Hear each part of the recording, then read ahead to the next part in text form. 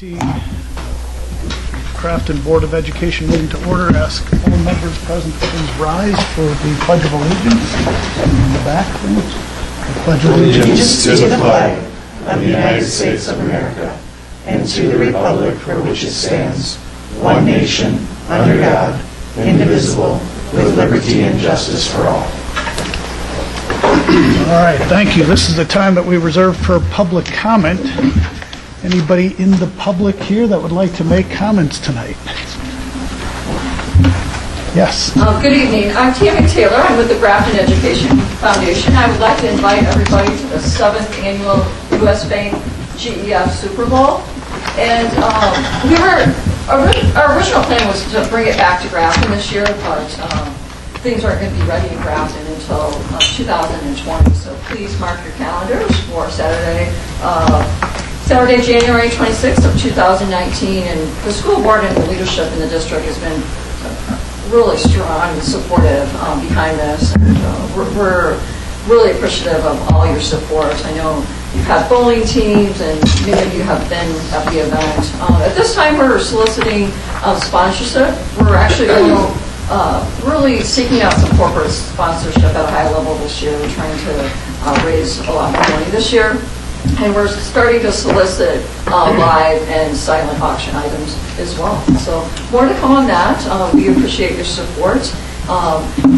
GEF currently, we've reached out to several teachers that have received grants. All the proceeds from the Super Bowl go back to the classroom. And so what we want to do at the 2019 Super Bowl is kind of tell our story in a really positive way. So we've reached out to many teachers that have received the grants in the past several years to write testimonials, how they've infused the money in their classrooms. And we're gathering all those testimonials right now, and we hope to create a short little video to show at the Super Bowl.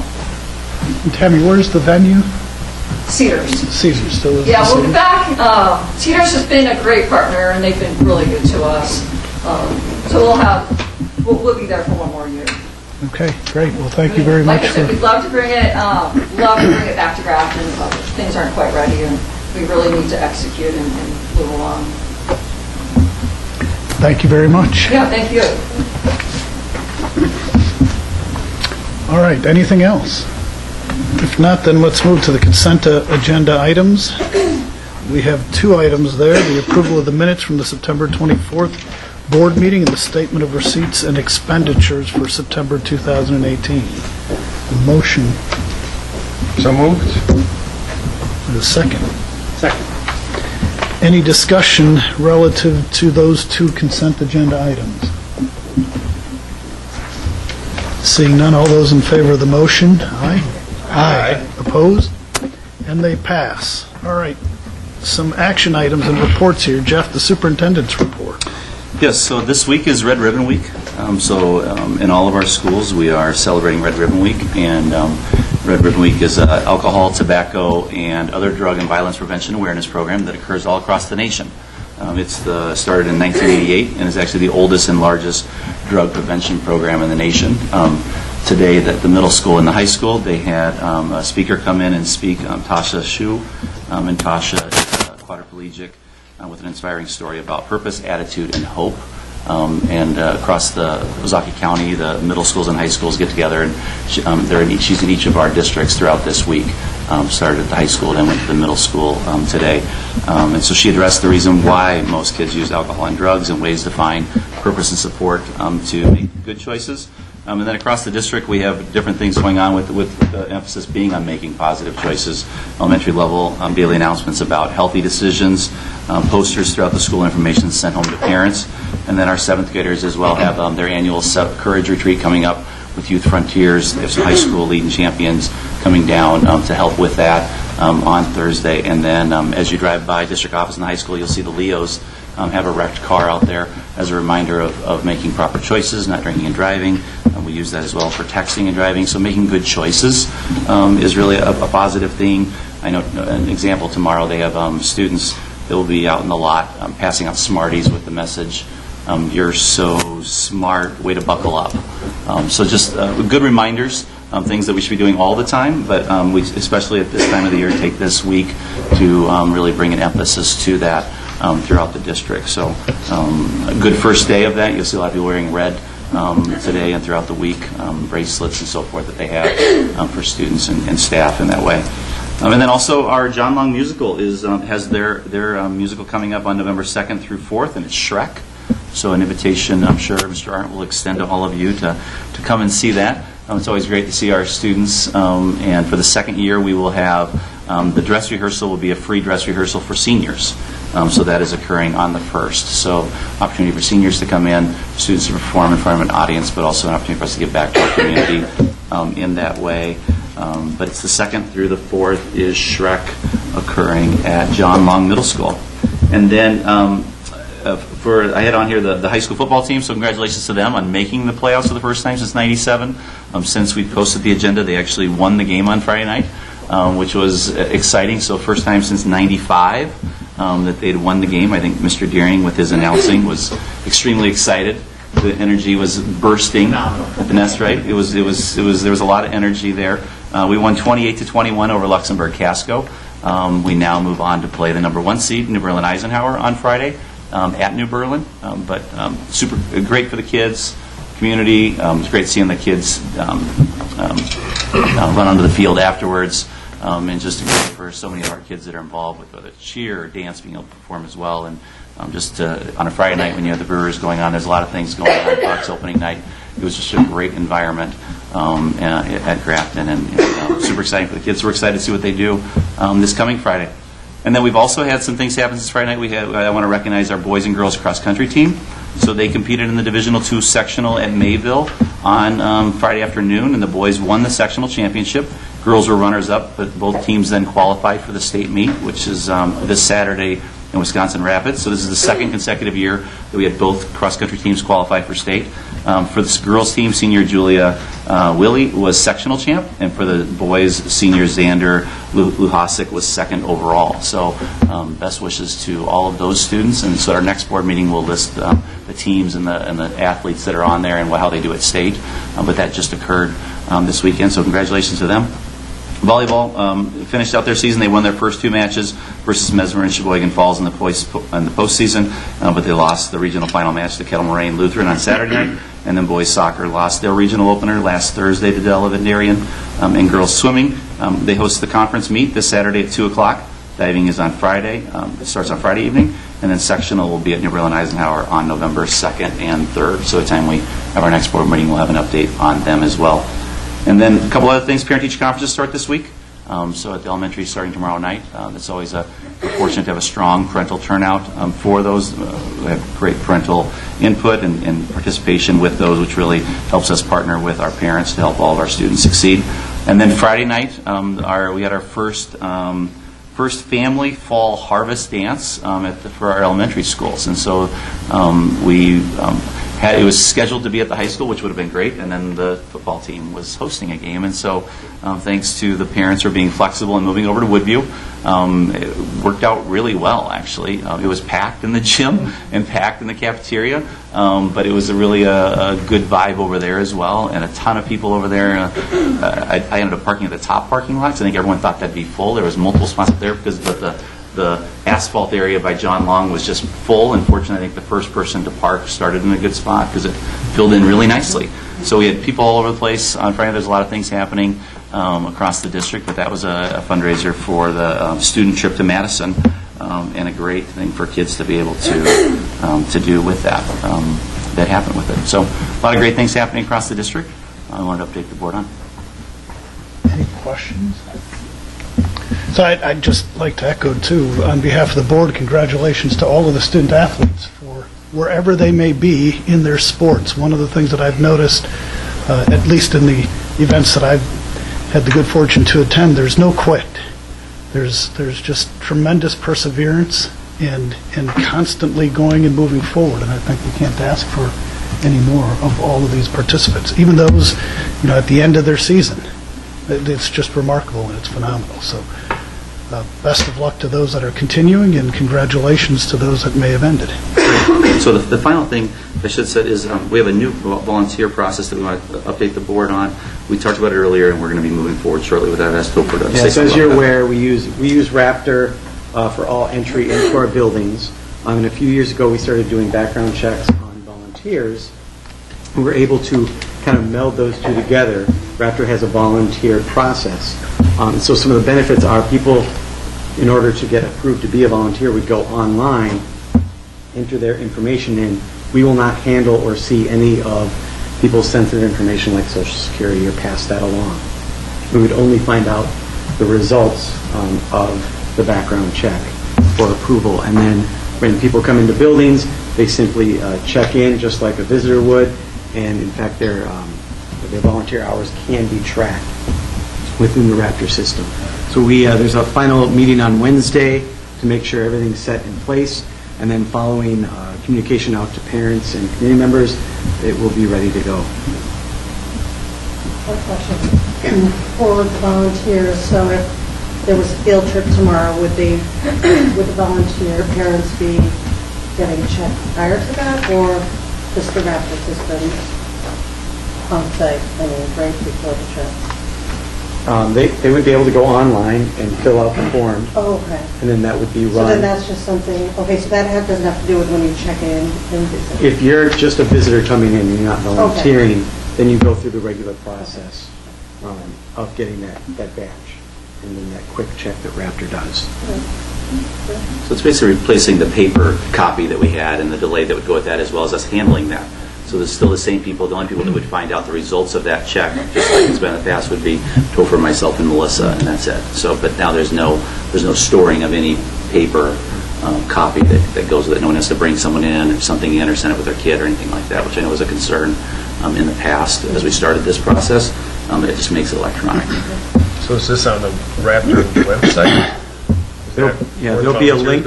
There'll be a link. So where we used to have a link to open up the form that you could then print out and fill out, instead there'll be a link that takes you to the website where you can fill in all the information and send it out to that the website.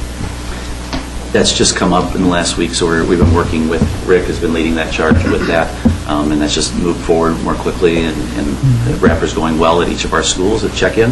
This is another way to streamline pieces of technology for us to be utilizing.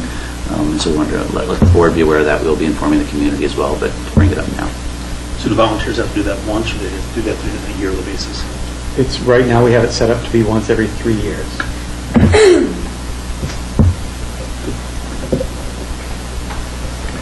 Okay, moving on, committee reports. So we had two committee meetings since our last board meeting. So curriculum committee met on October 8th. Carrie. Curriculum committee met October 8th. The primary topics were elementary integrated studies. Diana did a nice job. She brought various teachers in to present what they were working on. It's new to the district this year, doing a lot more STEM, coding, passion projects, designing a mini golf course, putting together a lot of the new ideas. So that's something, and it's being done 3rd, 4th, and 5th grade. There's an update on the new math curriculum in the elementary school. How is it going? How the teachers feel supported and that it's going well. We also had an update on the human growth and development, because last time it was presented they were finishing up the 7th grade unit. And now it is complete, so they had someone come in and present on how that's going and the information being covered. And then the curriculum cycle, all the stuff that they're going to be working on, including the new social studies standards, which are more inquiry-based, math, music, there's new Wisconsin standards, information technology, literacy, science, and response to intervention. So overall, good meeting.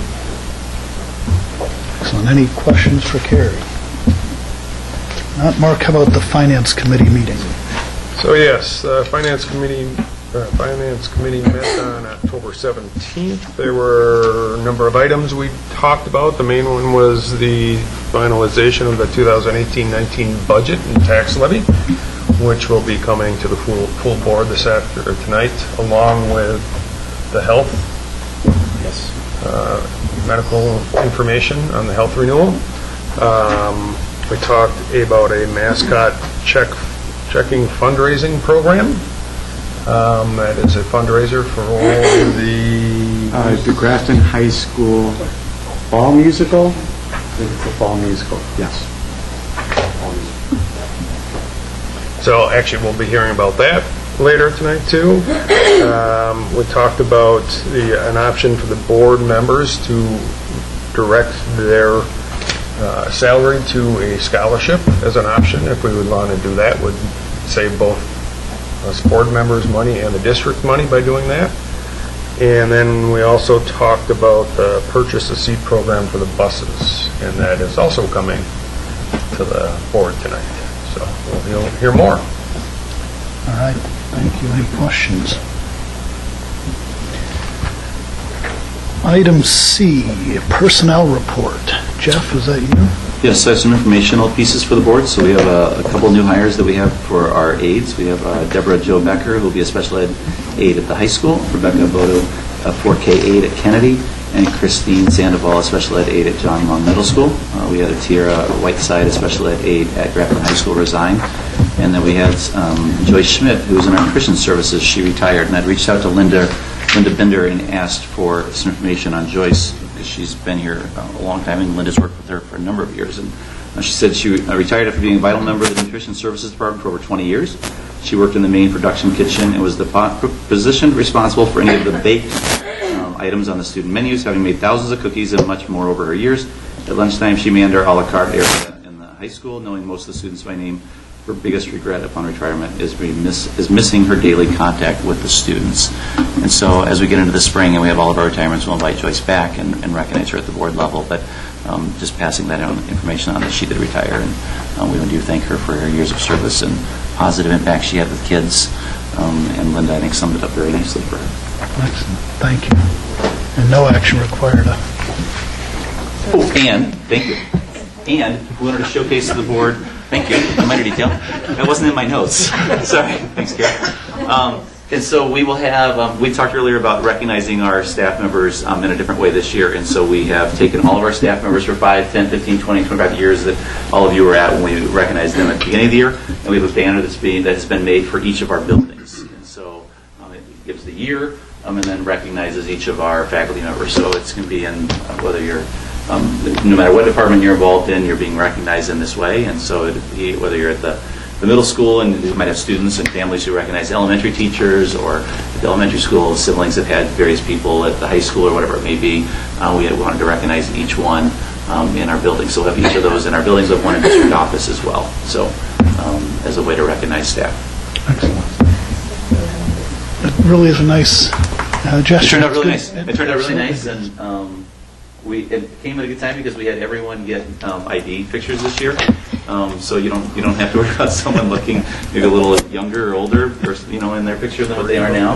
And it was a unique. This year we only had 1 at 25, and last year we had a couple. I think we had 1 at 30 last year. But every year we'll be able to update that and be able to showcase our staff and their years of service and our appreciation for them. So it's a small way to do it, but it'd be great to have it up all year for people to be able to see as they come through, and hopefully then people, when they see that, will also take time to thank people for their years of service to our district and recognize them in that way also. Thank you. Next on the agenda is the graduate ACT report.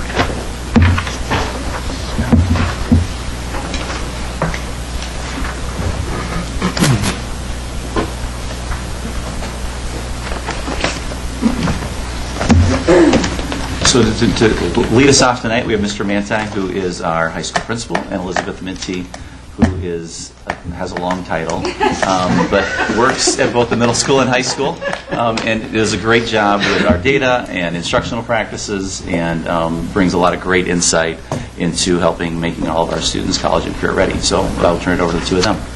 Elizabeth and I are excited to share with you our graduate ACT data, and this relates specifically to the class of 2018.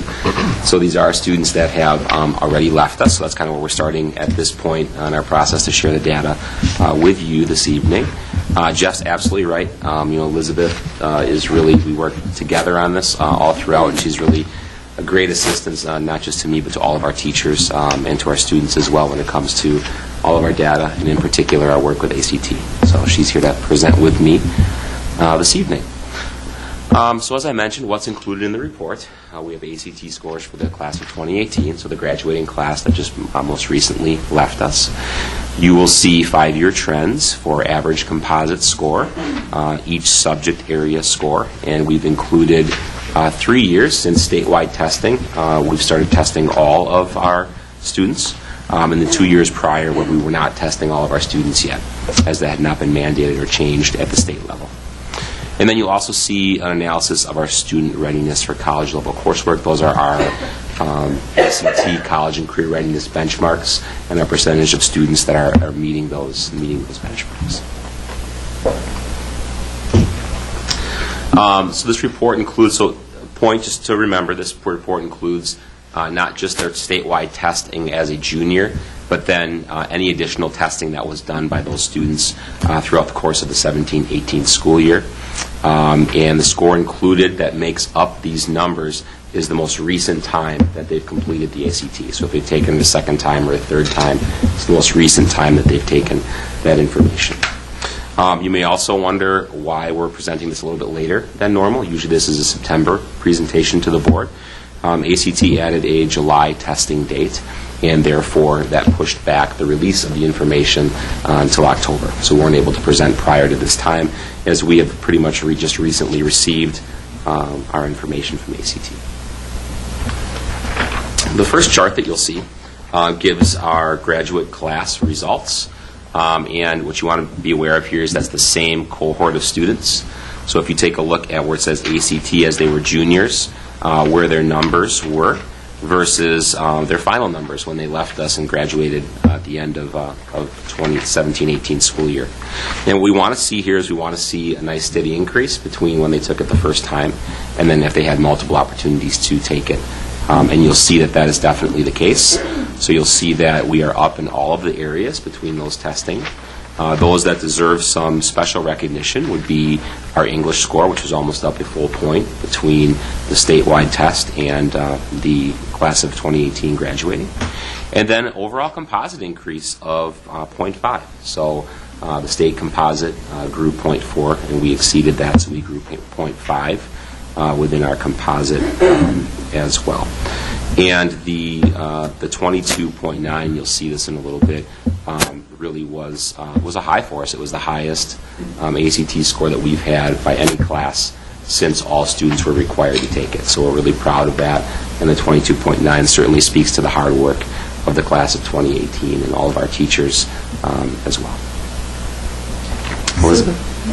So this slide breaks down that 22.9 and looks not just at how that compares to the 3 years that we have had statewide testing, but looking even further back. And what I consider to be a real point of pride is if we look at 2013, the year when we had the highest level of participation prior to statewide testing.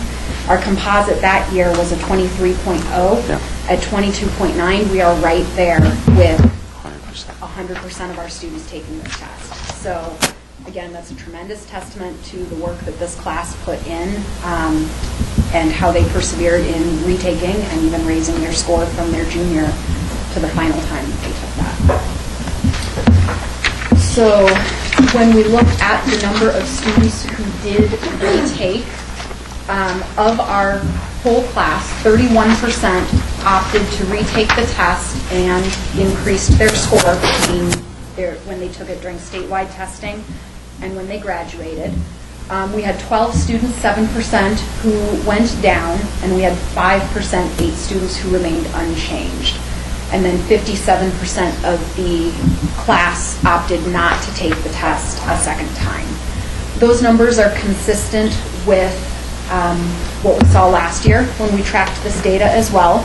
They're also on par with national trends. Nationally, 44% of graduating seniors take the ACT more than one time who take it, and we're at 43%. So we're right on par with the national statistics. We are trying to work to increase this number, though. One of the steps that we're taking this year is our counselors are speaking with students who would qualify for a waiver to retake the test up to 2 times for free when they do their conferences with students. If they know a student is a candidate for a waiver, they're making sure they know that's available. because the ACT does cost $46 to retake, $62.50 if you take it with writing. And for our students who qualify for that waiver, we want to make sure that they're using that, and also using, when they qualify for the waiver, they also qualify for online test prep through ACT online. So we want to make sure they know all the benefits that they have entitled to them. We really want our students to be aware of this opportunity, and we think more so through our academic and career planning conferences with our school counselors. This is a great time to highlight this opportunity to ensure that we're giving students the opportunity to put their best foot forward a second time with the assessment if necessary. And we do also show the students these numbers so that they can see the classes before them, how much they increased their score by taking it an additional time. All right, so we are now looking at Grafton graduates versus the state graduates, and I mentioned this a little bit earlier, but we have some great news to share.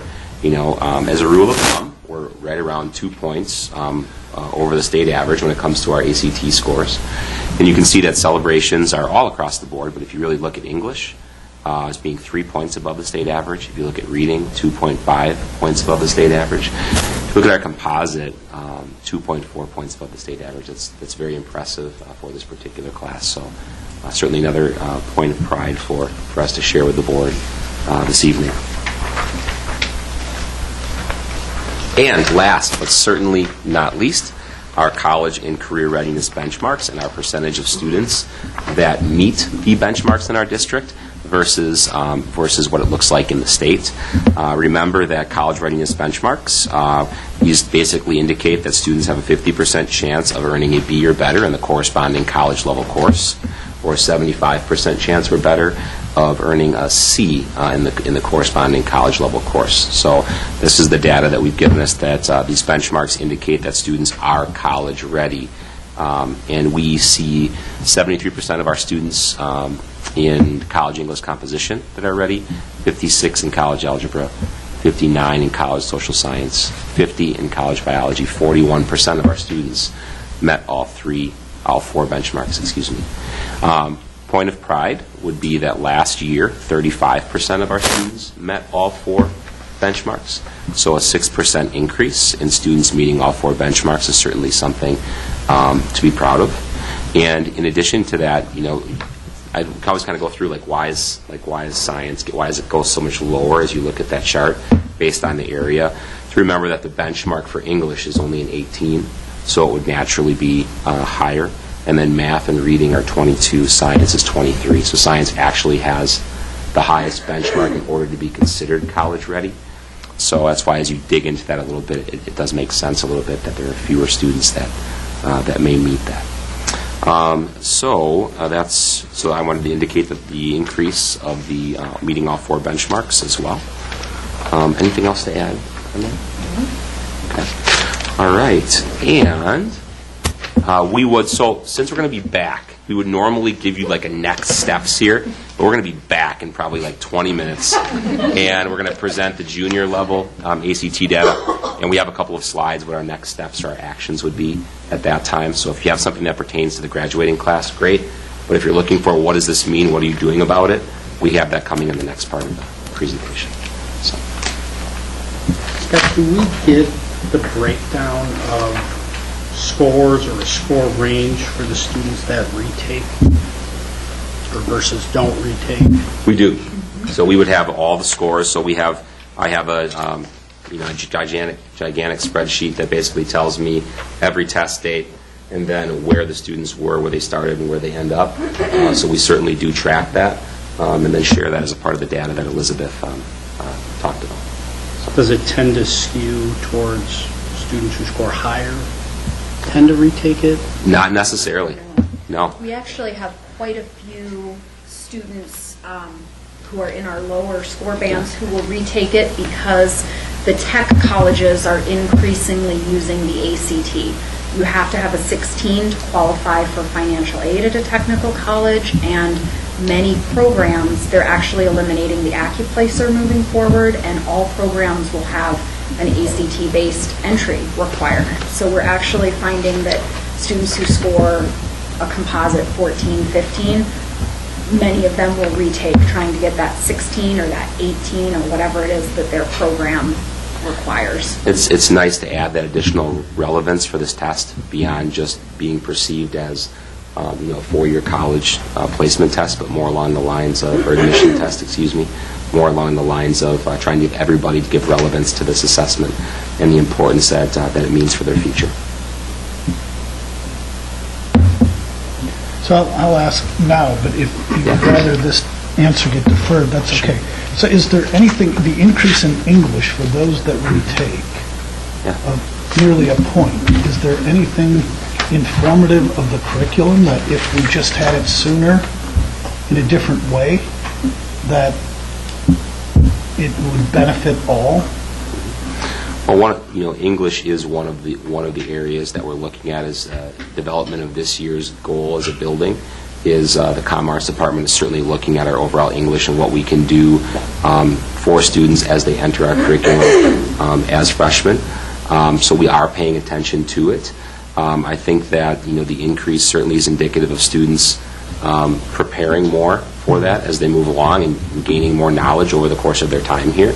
But absolutely, as far as us paying attention to it and implementing that possibly earlier, as far as some of those ACT-style questions in English, absolutely could benefit from that. Okay. All right. Thank you. Thank you, everybody. We'll see you soon. Well, then next on the agenda is the forward exam and the ACT report. Which Scott will be back soon for that, but Diana's going to kick us on. This one doesn't go up. Okay, I'm just low on this one. Okay. Oh, let's start from the beginning.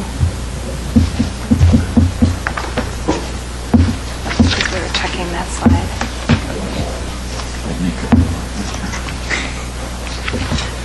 There we go.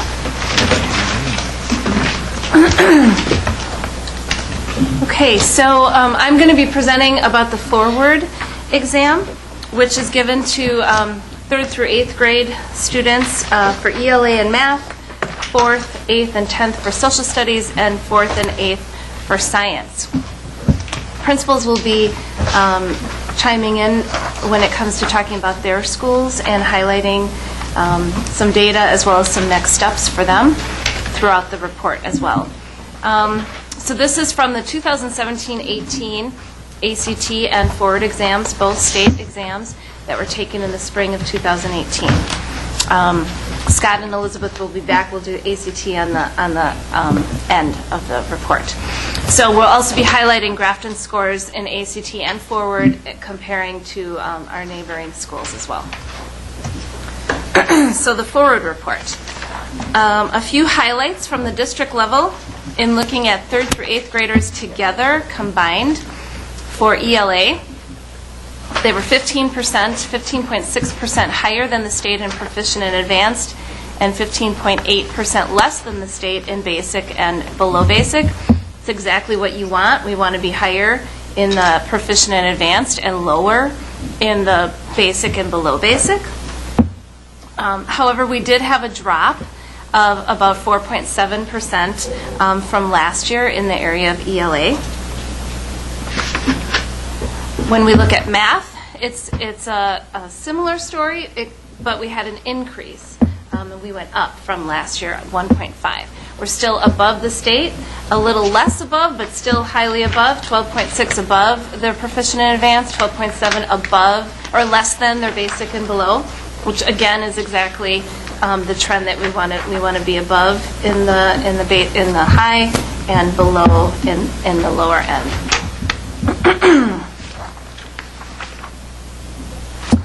All grade levels, 3rd through 8th, scored at least 11% higher than the state in ELA. That's the lowest percentage that they scored higher than the state, and at least 7.6% higher than the state in math and proficient.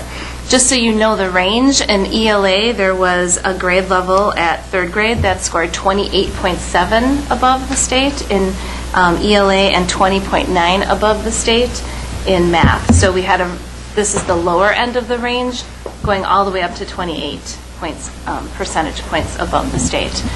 ELA and math proficiency scores, proficient and advanced combined, in third grade increased from 2016 to 2017 in ELA. And in math, there were increases in third, fourth, and sixth. So in ELA, we really only saw the increase in third grade, and math in 3 grade levels.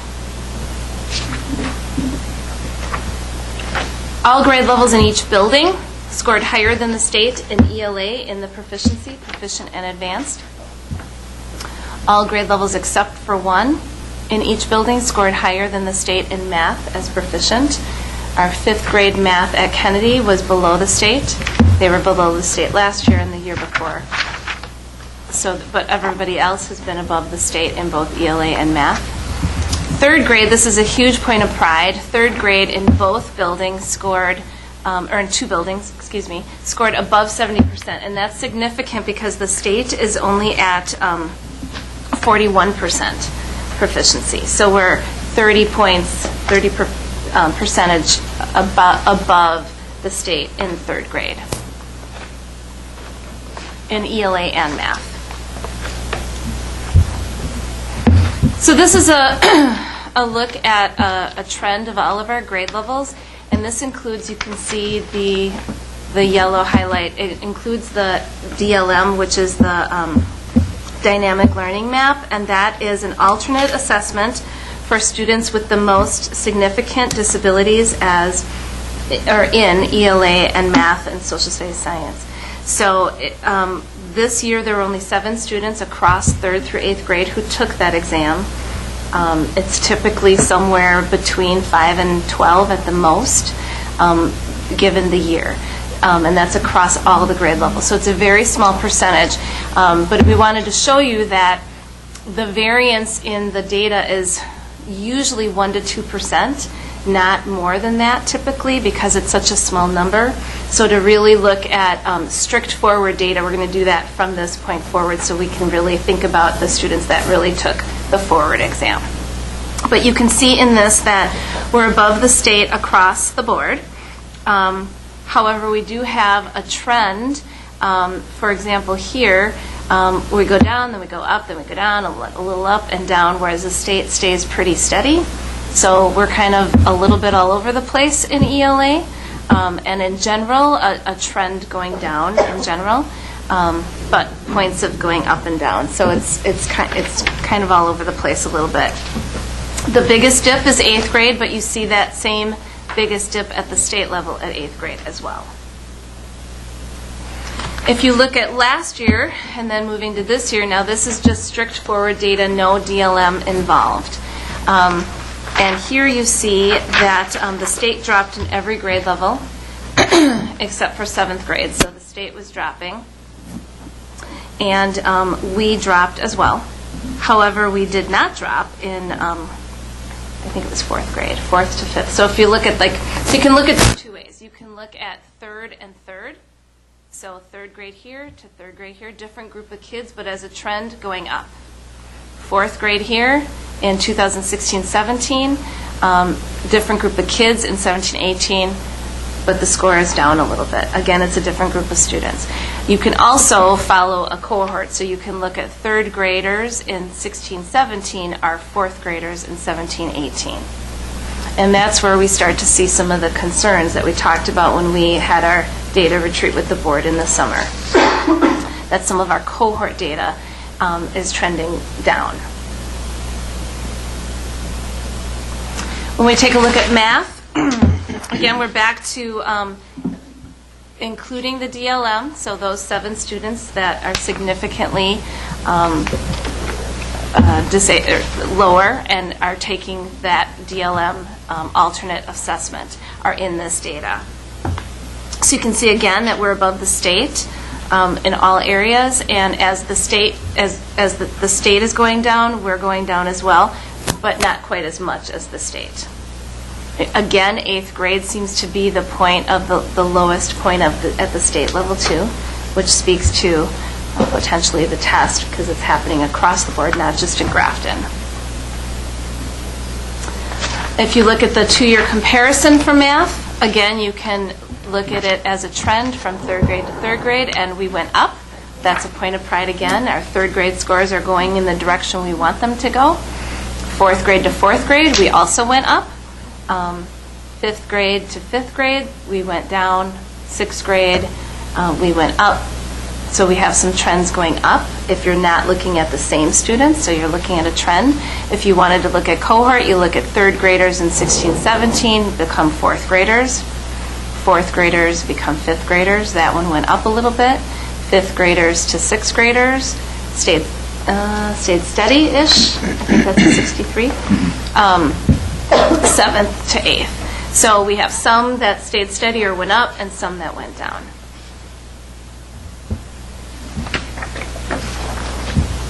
If we take a look at science, again, science is only given at fourth and eighth grade. So we are above the state in both fourth grade and in eighth grade. And you can see our eighth grade is a little lower than fourth grade, and so is the state. So same kind of trend that the state has. If you look at a two-year comparison of science, this is not comparing students because it's completely different groups of students. However, you can start to look at a trend, and so we're holding steady with fourth grade, a slight dip in eighth grade, but I wouldn't say it's a big enough dip unless that were a trend that was occurring year after year after year. But we know our ACT scores in science are a point of pride. If you look at social studies, this social studies is given in 3 grade levels, 4th, 8th, and 10th. Again, this is a comparison of this year's scores to the state. We are above the state and greatly above the state in 10th grade. So that's a really great score. We're 68 and the state dipped. So the state is trending down and we actually went up. So that's a really great sign with social studies. If you look at the 2-year social studies, again, different students. But you can see that at 4th grade, we're holding steady. At 8th grade, again, just a slight dip, about 2 percentage points. And 10th grade, we went up. So again, overall, very, very good percentages in social studies. I will present some highlights from GES, and then the elementary and Kevin, middle school, will talk about their schools. So at GES, we did have 2 points of pride. 76% of third grade students scored proficient and advanced in ELA, and 70% scored proficient and advanced in math. It's a great thing that we saw, and we saw that in a few buildings, but GES was certainly one of them. 78% of fifth grade students scored proficient and advanced in ELA and math, and that was a very great number for our fifth grade across the district. And 28% of that 78% were advanced when you looked at the math data. So that was a great point of pride for GES. So one thing that I've been able to share the last few years as a point of pride with our forward data at Woodview is that our third graders are doing really well. They're having strong advanced proficiency scores in third grade. But one of the concerns is that they're not progressing to fourth grade. But one area of success last year was in the area of math. That our current fifth grade cohort, while added to from the referendum, they scored 65.2% advanced or proficient as fourth graders. As third graders, they were 60%. So we saw that growth from third to fourth, which we're really excited about. And I think with the addition in the PLC, the hope is that can continue. So as an indication of success is our third grade scores in math last year was 74.5%. So if you can see that same growth with those students in fourth grade, they'll be at 80% is the hope. So those are 2 points of pride for us at Woodview with our forward data. The areas of improvement or things to focus on is that trend that we've been talking about, that students do really well as third graders and then slowly go down in fourth and in fifth. And we saw that both with our current sixth grade cohort, our students that are among this year, as third graders, one of those groups in math scored 80.8% advanced or proficient as third grade, went to 56.5 as fourth graders, and 54.4 as fifth graders, I should say. So slowly that trend, as we compare to the state, is similar to the state, but we need to find a way to I guess, stop that. In the area of literacy, the same thing with our sixth grade cohort. As third graders, 60.4 advanced or proficient. Go to fourth grade, 55.3, and then as third grade, 55.2. While small increments, maybe 1 or 2 students, still an area of concern that we don't want to be losing them from advanced or proficient to below basic and basic. So there are definitely areas to improve for us. Hope is a PLC structure and teacher collaboration, collective application will really help improve that.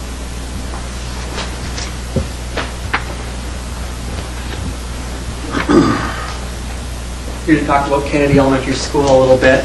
And for points that I try and highlight, I'd like to echo the comments from Diana and Michael about the third grade performances in ELA and math in the forward exam. So we had 73.7% of third graders proficient or advanced in ELA, and the same number, coincidentally, proficient or advanced in math. So for ELA, our scores came in second to GES, and then for math, our scores came second to Woodsville Elementary School. And it was really nice to see these third graders perform, really compete along with their peers from across the schools. And we just attribute a lot of this work to early supports and intervention and solid core curriculum experiences during the early grade levels. These are third grade test results, but they're also owned by our entire school, and it's a testament to the work that occurs kindergarten, first, second, and into third grade. So kudos to our staff and students for that strong performance. Also, we had talked a little bit about some downward trends, and this is a specific example where we saw the opposite. We saw an upward trend for this group of students. So 56.5% of fifth grade students were proficient or advanced in the ELA portion of the exam, an increase of 3.2% for this cohort from their fourth grade performance. So it's nice to see the trend for this group of students going the opposite direction in comparison to some of the system data. For areas of improvement, as Diana talked about before, we had a challenge with our fifth grade math students, evident within these forward exam results, where we had 37% of our fifth graders proficient or advanced in the math portion. This is below the state average. It's the third consecutive year that this occurred. And we did lose some ground over the course of those 3 years as they performed in third grade, fourth grade, and fifth grade. So this is certainly an area of improvement. We did focus and allocate resources with this cohort of students by allocating the coaching, student-centered coaching cycles within the classroom, support the learning needs and also the teaching strategies in that classroom. We also allocated daily support from our math interventionist who worked with identified students on strategies, backfilling some of those gaps from previous years, and addressing the grade level standards. This was our result for this score in this assessment. Additionally, 48.6% of fourth grade students were proficient or advanced on the math portion of the exam, and this is also a downward trend compared to the cohort's third grade performance. And so while we like to see the opposite and us gaining more students in the proficient or advanced categories in that forward exam, this was an example where that did not occur.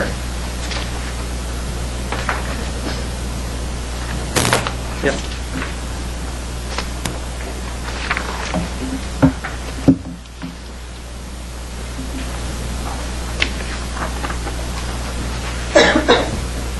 So I'm here to talk to you about how the middle school did, and the middle school had a really nice year in the area of mathematics. Sixth grade specifically, their highest performing year in all 3 of them. As Diana also pointed that out, we had a rise or a kind of opposite against the trend where they had outperformed and increased their amount of students at advanced and proficient with 61%.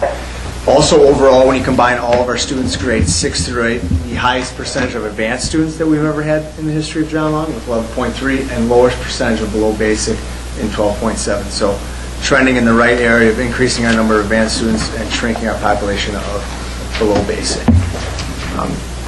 When you go to areas of improvement where we dug into this at our last professional development day with our staff, where we broke down the forward exam in reading and writing specifically and looking at each strand and how they're performing on each strand. And we identified 2 areas where we thought that as the whole staff we could really make some progress in the subcategories of key ideas and details and the writing subcategory of research. And when we broke those down as a staff, for our staff, we broke that down into the concept, skills, and disciplinary literacy strategies that staff can use to support those. And then they had time to work and with their peers and plan how they're going more of those opportunities into the lessons moving forward. Not just in the area of ELA, social studies, but we're talking all related arts, health, phy-ed, art. So really excited at that opportunity. They had an opportunity to sit with their ELA teachers and ask them, how are you teaching this? What does this look like?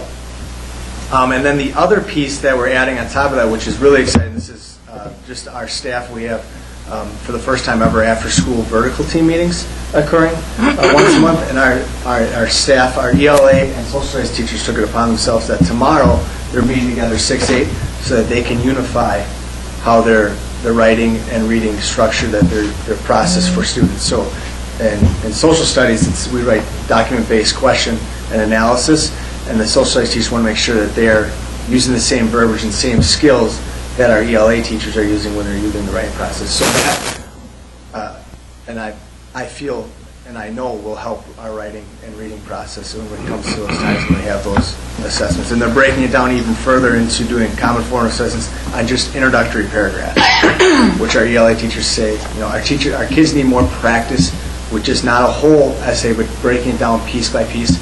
And now our other subjects are adopting that and working with our ELA teachers to make that a stronger process at John Long Middle School. Above that, I think our new schedule has helped tremendously with our reteaching process on Mondays and Fridays, of teachers being able to identify students through common formative assessments, identify those who have not mastered the essential skills, and requesting them and then reteaching them. And we've had a lot of celebrations and stories already from our teachers, the success they've seen from that. So I'm really confident that we're attacking in the right areas and that being able to provide intervention those that need it in teaching is going to show improvement at John Long moving forward.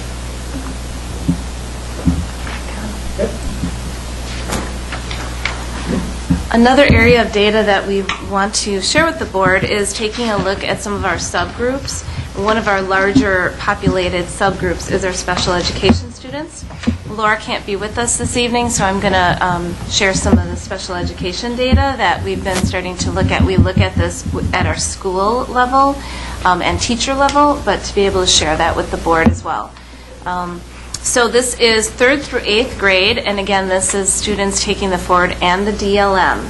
So again, there were 7 students taking the DLM, which is the dynamic learning maps, and 88 students were special education taking the forward exam for this year. Laura says in her notes that the number of students is very similar to last year as far as number of special ed and number of DLM students. And you can see that our students, so this is a comparison of students without disabilities. That's what SWOD means, and SWD, students with disabilities. So a couple things to take away from this is it highlights the gap that we talk about between students without disabilities and students with disabilities and taking the same exam. And you can see that from this year to last year to this year, that gap is a little bit larger. Different group of students, but it's a trend at a grade level, or across the grade levels. So it includes some of the same students across the cohort, but it's not specific to the grade level. It's combined. And that's ELA. If we look at math in the same way, again, this is students without disabilities and students with disabilities. Last year, 60% to 21%, and this year, 61% to 23%. So actually here, we did a little bit better in slightly closing that gap.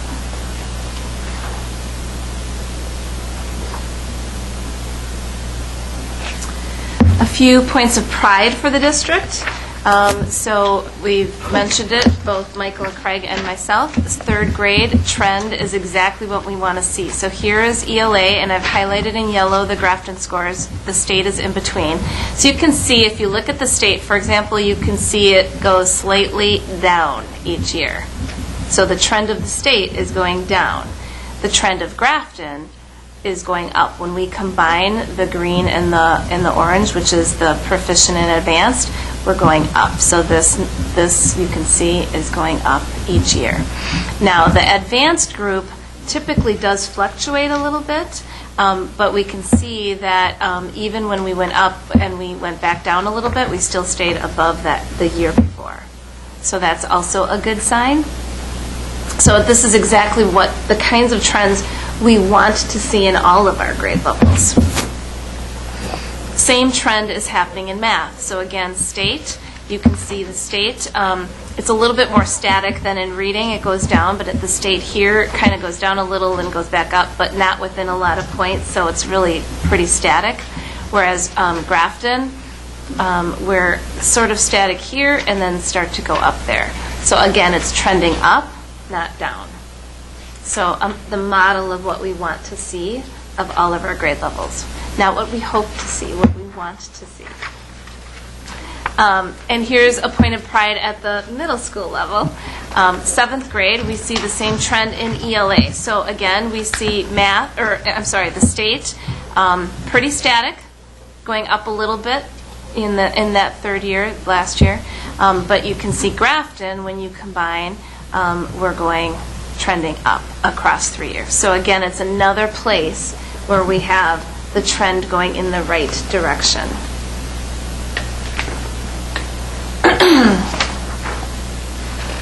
When we compare to our North Shore, some of our North Shore neighbors, so in your packet, Grafton was green, and so I changed it tonight to make sure it matches and there's no confusion because we should be orange.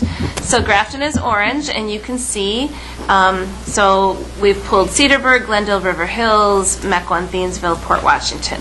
So you can see in ELA, when combined 3rd through 8th grade, we are neck and neck with our neighbor, Cedarburg. We are above Glendale and above Port, and just trailing Mequon, Thiensville by enough to make us want to catch them, that's for sure. But we were really closing that gap between our Cedarburg neighbors. So a very big point of pride here for comparisons in ELA. When you look at math, again, we're above Glendale, River Hills, we're above Port, but we are not catching our neighbors of Mequon and Cedarburg in quite as positive as a way that we did in ELA. But again, a high percentage and really holding a good place within our neighboring districts. So some of the steps that we're taking. First of all, the very first step we took is we had our summer data retreat with the board for a full day looking at all of this data. And that led to us creating our district dashboard. And related to the data and some of the things that we wanted on the dashboard, we have a 3rd grade reading data point on our dashboard. We have a growth goal that we specifically put in place from 5th to 6th grade in reading because we see our trends going the wrong way over time, and so we want to see if we can catch that by checking a growth goal. Is 5th to 6th grade the right place to put it? We're not sure. That was our best guess as to where we really want to check that transition from elementary to middle school. We also have our math, algebra readiness goal. So again, we want to make sure that our math scores are going up so that we are preparing kids to be algebra ready when they leave 8th grade, and some before they even get to 8th grade. Some of our students are taking algebra. So along with that, teachers are analyzing their own forward trends. So they're looking at, particularly 4th through 8th grade teachers are able to look at their scores over the last couple of years in a cohort. So what did my students, when they came into me and when they left me, several years in a row, what happened? And what might that suggest about my teaching, my instruction? If my colleagues' scores are higher, what can I learn from my colleagues? So using the PLC structure that Michael mentioned, we're really trying to leverage that discussion with our teachers and their colleagues. So they're looking at their trend to think through an inquiry cycle. What can I speculate about my own instruction? And then on top of that, they are looking at their current students, not only if they're basic or proficient, below basic or advanced, but also in which area and how close. So proficient is a pretty big band. You can be at the very low end of proficient and easily drop, or be the very high end of proficient and easily go up. You can be on the low end of advanced and easily go down. So those are the kinds of things that teachers need to know about the students that are right in front of them. And they're doing that as grade level teams this year, not as individuals, because of the collective efficacy of owning all the students and intervening with all the students. So they're doing that, and they're checking that against math and their common formative assessments from their classrooms to see where do we see that as a trend for a student across all of those data points. And what can that tell us about the kinds of interventions, both at Tier 2 and Tier 3, that we may need to put in place. So they'll be doing that starting Wednesday, or this week. I'm not sure if it's Wednesday at the middle school, but they'll be doing that over the course of the next few weeks at their team level, and creating some goals around that and adding that into their professional development plan for themselves in our teacher improvement. It's called Frontline, or My Learning Plan. All right, so what else are we doing? We have a new schedule at both the elementary and the middle school, and one of the key factors in both of those areas has been to allow us to increase their core instruction, be more efficient with their core instruction, and then implement multiple layers of support to intervene on multiple levels for students, and also if they have a need in both reading and math, which some of our lowest students do. And in addition to that, all teachers at 3rd through 5th grade used to specialize, as you recall, in reading or math. And now they teach everything, so that it really increases their ability to talk across a team around instruction, and also comparing data and talking about students from both of those lenses, and share their expertise. A couple other things that we're doing is we're implementing a new math curriculum at the elementary, which is tightly aligned to our standards and assessment practices, Bridges, and we highlighted some of those initial implementation benefits just a couple weeks ago at our curriculum meeting. And then we are currently redefining intervention practices across our K-8 system and into 9-12 for ideas moving forward next year. We're hot off the presses of coming out of an RTI Institute last week, some of us, and learning a lot from that and putting it right into practice, so that we have opportunities to provide reteaching of grade level standards so students can reach mastery, and in addition to that, have access to intervention, which from a remedial standpoint, so they have gaps, and so we're doing both of those. So we're excited about the steps that we're taking regarding and reflecting upon our data. So we're going to move on to ACT. Do you think it would be better to do questions before? Sure, I think so. Yeah. So I just thought of that right now. So why don't we take a pause before ACT, sorry Scott and Elizabeth, and see if the board has any questions that we can answer as a team about our forward data.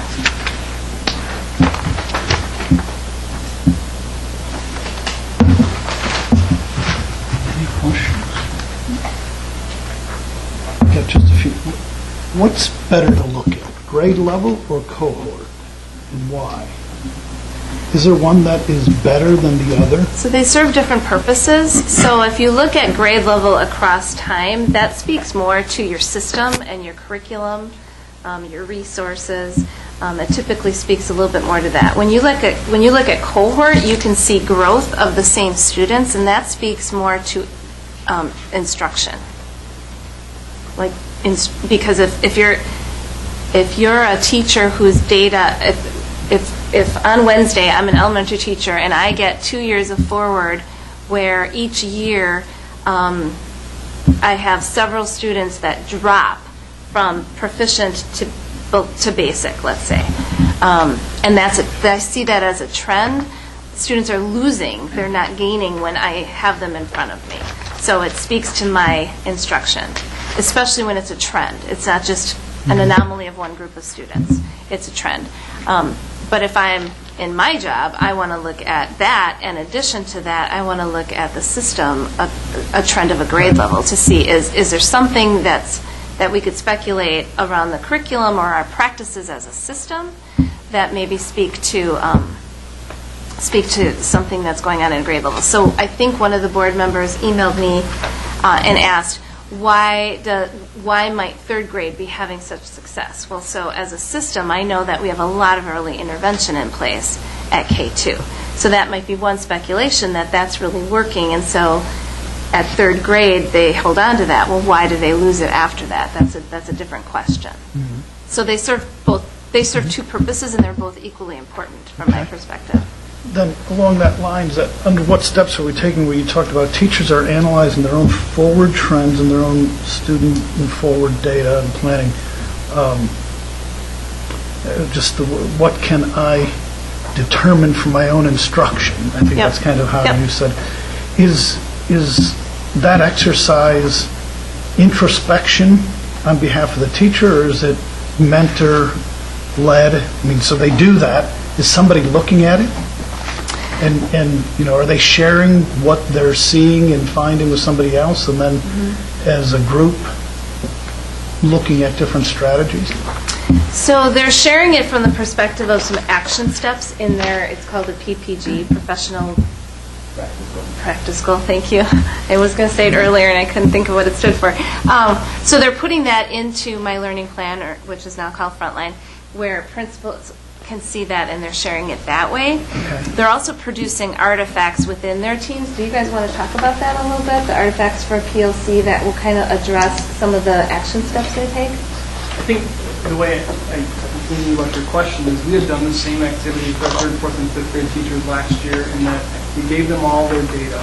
And they looked at their data, and from the specialization standpoint, I'm a third grade reading teacher, I look at my data, and who do I look to talk to about, I really had some weaknesses in this area, and digging into the data.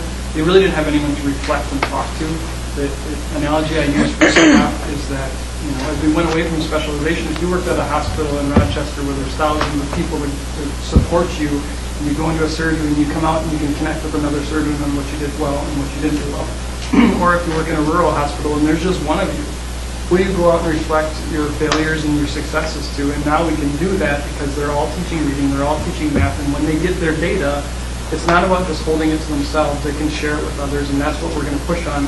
Craig and I will meet with each grade level on Wednesday and give them each their individual data, and they will look at it and reflect within that setting, but also then connecting with them. And we've got some questions to ask them to push on.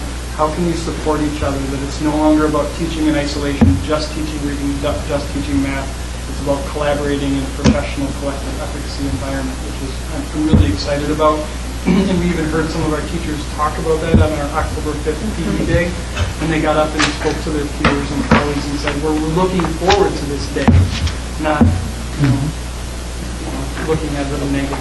So. We had one teacher who went to the PLC training who I'm 100% certain would not have said this last year, and stood up and talked about, and I didn't even expect him to do this because everybody presented that day, and he spoke about how we have to be willing to share data with our peers and own that and ask for help and get better and challenge each other. And so teachers heard it from their colleagues, which is a shift, a huge shift in culture that we experienced just a couple weeks ago. Okay, thank you. And they will be submitting artifacts like data collection of how students are doing by standard and what interventions they're doing in the classroom to support that. They'll be providing common formative assessments and alignment of which ones are they're going to be using across math or reading or writing. Digging deeper into specific power standards, ones that are identified as absolutely essential that endure over the course of the year, and really breaking them down into skills and what are the prerequisite skills and the next skills that would build upon that standard, so we can see learning across a continuum. So they can extend as well. So those are artifacts that the principals will be collecting in a shared folder in a way that all teachers across the grades can see each other's artifacts as well, so we can learn from each other as we embark on implementing PLCs. So for just this year, though, it may not be as helpful because, let's say you have fourth grade, you have 3 They still have teachers. specialization. Two would have, like you'd only have from last year, well, I That just is taught correct. math and I just taught reading, and then you'd have one other teacher who either taught math or reading, but you'd Correct. still have. So that's true when it comes to forward, and even if they're looking at map trends. But on a daily or weekly basis, when they're talking about their classroom, that's data that's relevant in the moment. But you're right, we will have the effect of specialization for this year for sure. And then they won't have a trend next year. They'll have one data point in one of the areas. They'll continue to have a trend in the area they taught. So we'll have the effects of specialization for a couple more years. What I really like about the forward data is it gives that historical perspective from the last year to see how kids perform within your class. But it also shows an opportunity where we have the list of students and then the strands within ELA and math, for example, like operations in algebraic thinking or measurement in geometry, for example. And we can see the students who are strong or weak in certain subgroups and areas, and it just provides another opportunity for us to provide flexible grouping and just opportunities for kids, so that we're looking at reflecting, but then also planning ahead and implementing for the current weeks and months. And 4th through 8th grade teachers are really going to be challenged to think about why is our data going the wrong way? What can you do about that? And if I'm a teacher and I see my data going the wrong way, and I also see that happening in math, now I've got 2 data points that suggest the same thing, and now I've got to really think about why would that be? But my colleague doesn't have that, so now I need to find out what's happening differently in someone else's classroom, and they're really going to be challenged to do that because in most cases, our data is going the way we don't want it to go, and then we need to fix that. Any other questions? All right, then let's continue with the ACT piece. Oops.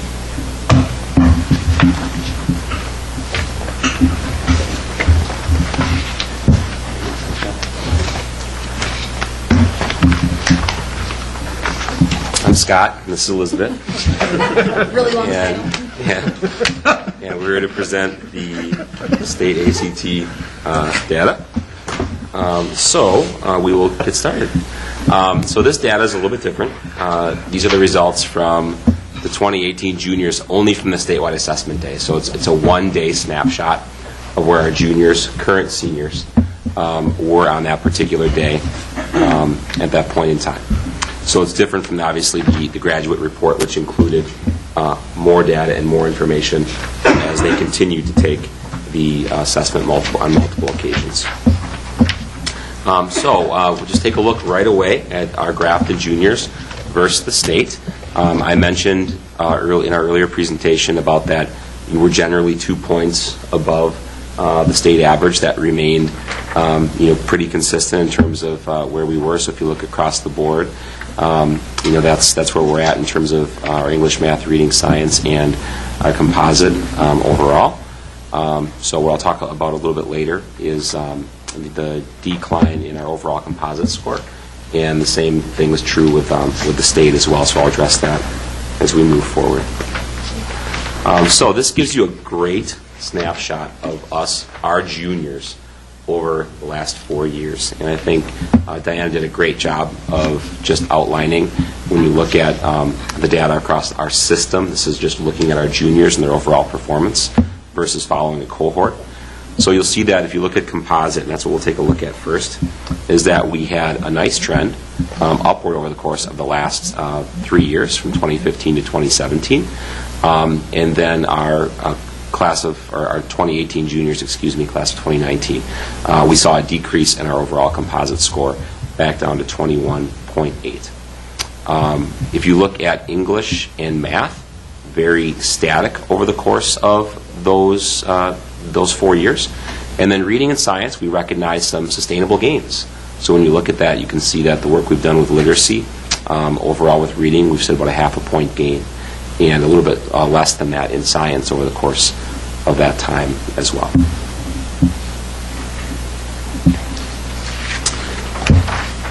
So a couple of our highlights. So good news.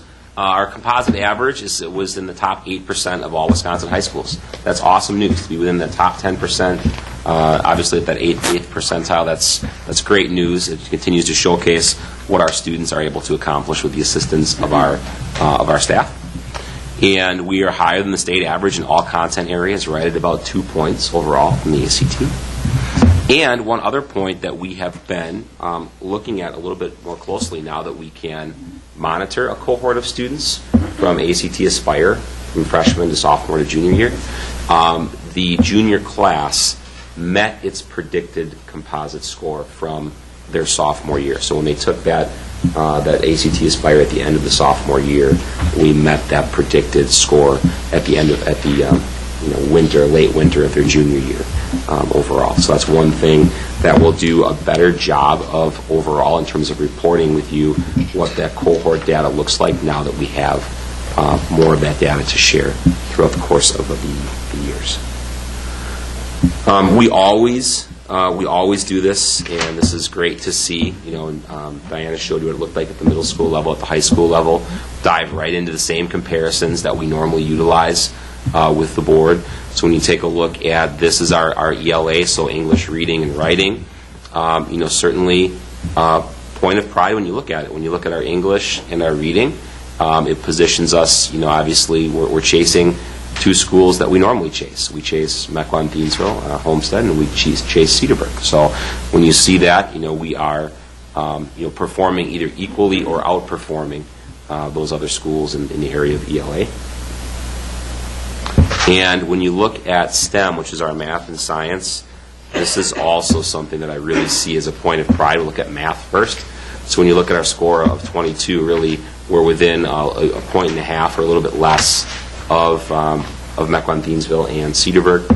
And then science is even closes the gap as well as far as having a 22.3 versus 23.7 with those two particular districts.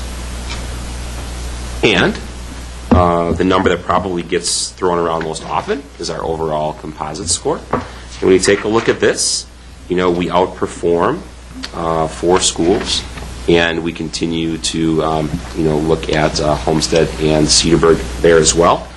There's one thing that I want to point out. So while you saw a decrease in our composite score for the first time in the last 3 years, what I wanted to let you know is that not one school on this list increased their ACT score from last year to this year. The drops in ACT score, Mequon-Thiensville held theirs consistent, and everybody else dropped from at least 0.5 to 1.3 points overall on this ACT for whatever reason it may be. So I do think it's important for you to know that as well as we look at these comparisons. So not maybe exactly how we want to close a gap by decreasing less than somebody else decreases, right? That's not what we're looking for. Like Diana talked about, the system approach of seeing our juniors grow consistently over time would speak to kind of our curriculum and how we're teaching. But nonetheless, I needed to share that with you overall.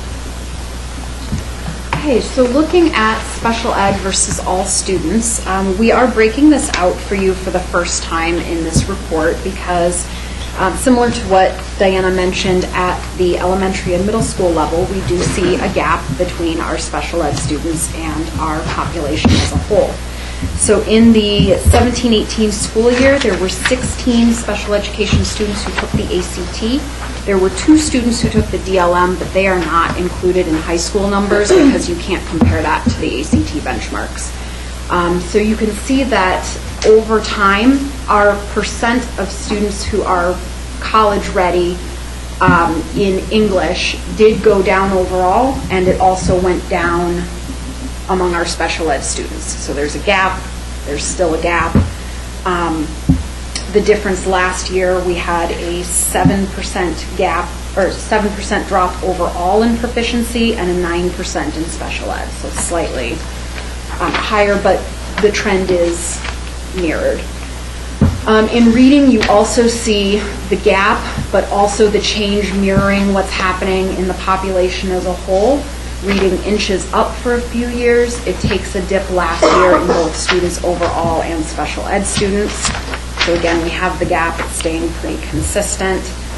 And then finally, in math, a little more concerning, we have steady progress for students as a whole and declining progress for our students with disabilities. So this is something that we are concerned about, and we have a plan that we will discuss in the next slide.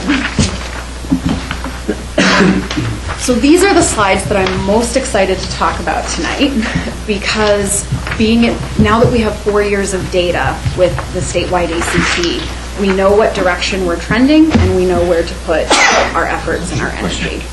So one of the big steps that we are taking is we're looking at the coursework that our students are completing, especially the students who are not meeting the benchmarks. So one large change that's already in place this school year is based on the trends we just looked at. Our Com Arts department, they eliminated the B-level coursework for 9th, 10th, and 11th grade. So we no longer have English 9B, English 10B, English 11B. And those were slower paced classes for students who struggled. So the students who are in those classes are now integrated into classes with grade level peers that move at a grade level pace. They cover grade level standards, so they have more exposure to a more robust curriculum. We also have our honors classes. So we have honors and honors 9, and then we have regular 9. And we have worked in supports for students for our neediest populations within those classes. So we have push-in supports. And so far, in the first quarter we've had so far, things have been good. Students have been doing well in the classes that they've been in. So we're very excited to have that in Com Arts, and moving forward, our math team is in talks right now about how to eliminate the B-level courses from the math pathways starting next year. That'll be a little bit of a slower process because you can't just throw a kid into math that's 2 or 3 levels higher, but they're starting with the goal of all students next year who come to Grafton High School will start in at least algebra, which is grade level content for 9th grade. And we've been working as a team for how to support to make sure that all of our students can be successful in an algebra class. And then moving forward, we'll continue to phase that grade level curriculum. You'll see that come to the board in November. So next month's meeting, you'll see the recommended changes from. Another very exciting step we're taking this year is we're using our Aspire data and even our Forward data in a more consistent and more systematic way than we ever have at the high school. So at the beginning of the year, every course-alike team received data, so like biology, algebra, English 9, art. They all received data for each of the classes that they had incoming, with the students' Forward data if they were 9th graders, Aspire data from 9th grade if they were 10th graders, and then 2 years of Aspire data if they were 11th, 2 years of Aspire data and ACT data if they're seniors. And teachers got this data back to school, and they had time to work with their teams to look at who was coming into their classes and where they were coming from, so they could see who's below grade level, who's above, who's right on, and for the 10th through 12th graders, how have they trended over time? So we made a big point to have teachers look at who was proficient and is dipping down, and how can we get them back up. So we have a better awareness of who the students behind these numbers are while they're in our classes, and we have the opportunity to make a difference than I think we have in past years.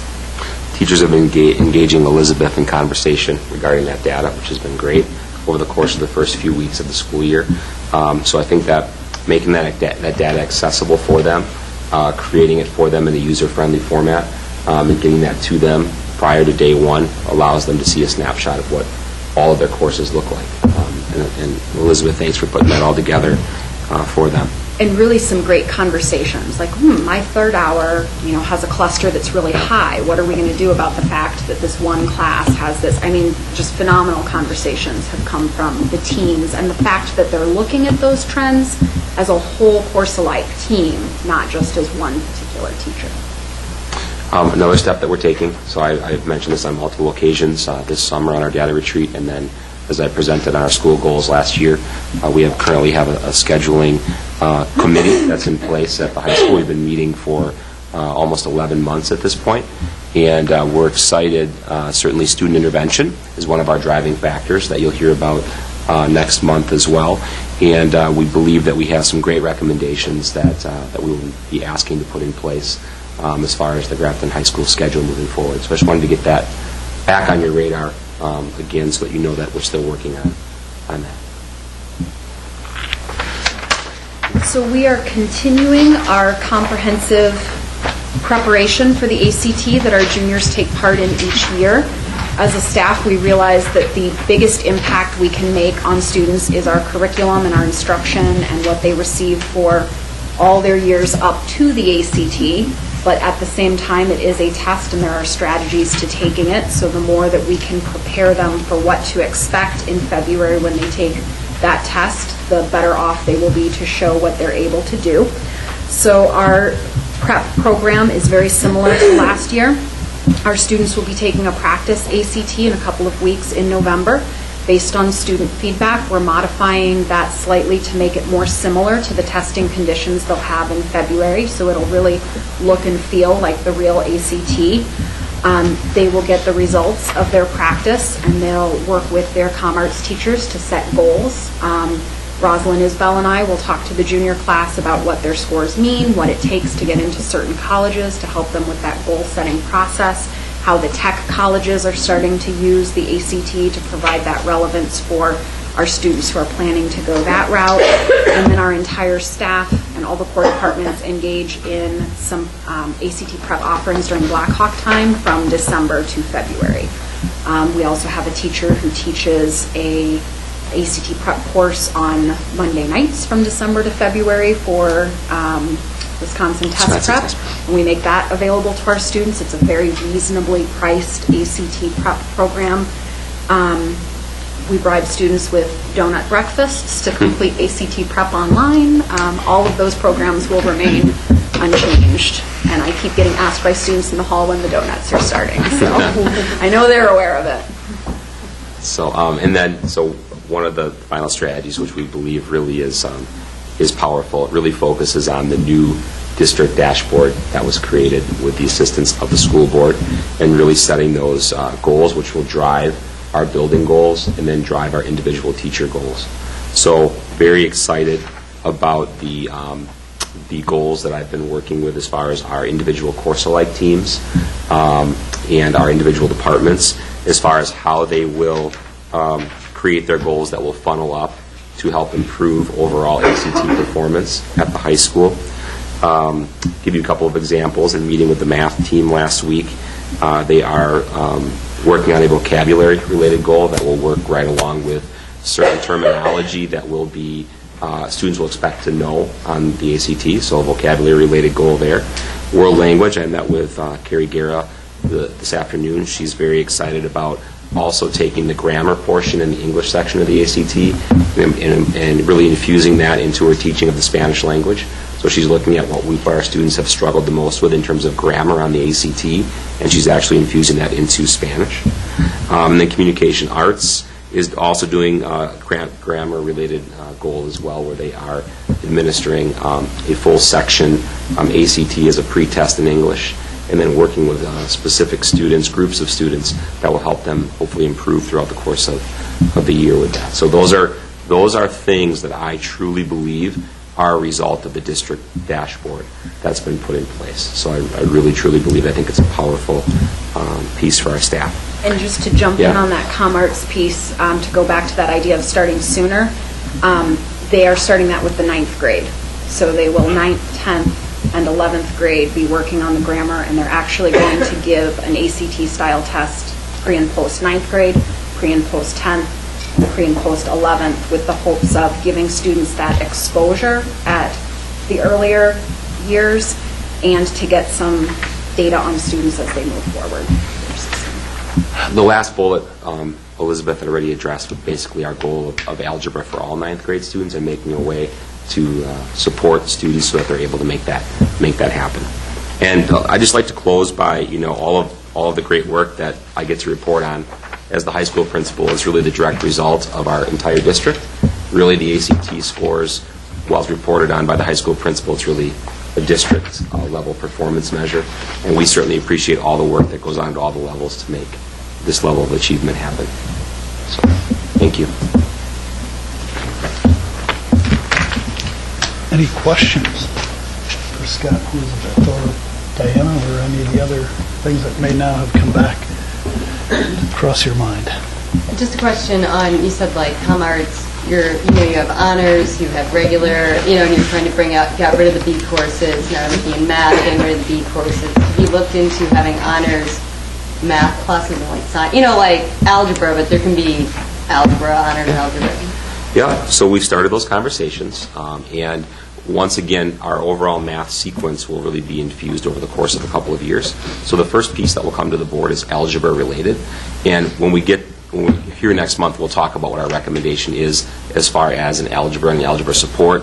At this point, we're not considering an algebra honors, and we certainly can get into detail about why that may be, but certainly it's not, as we move forward in geometry, we may have a different end result with that group of students. So.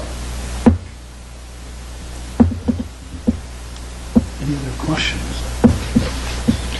If not, I'd just like to echo Scott's sentiments. Actually, Diana said as part of her presentation just a few points of pride. I think what's lost in all of this data is the tremendous amount of points of pride that aren't reflected in here.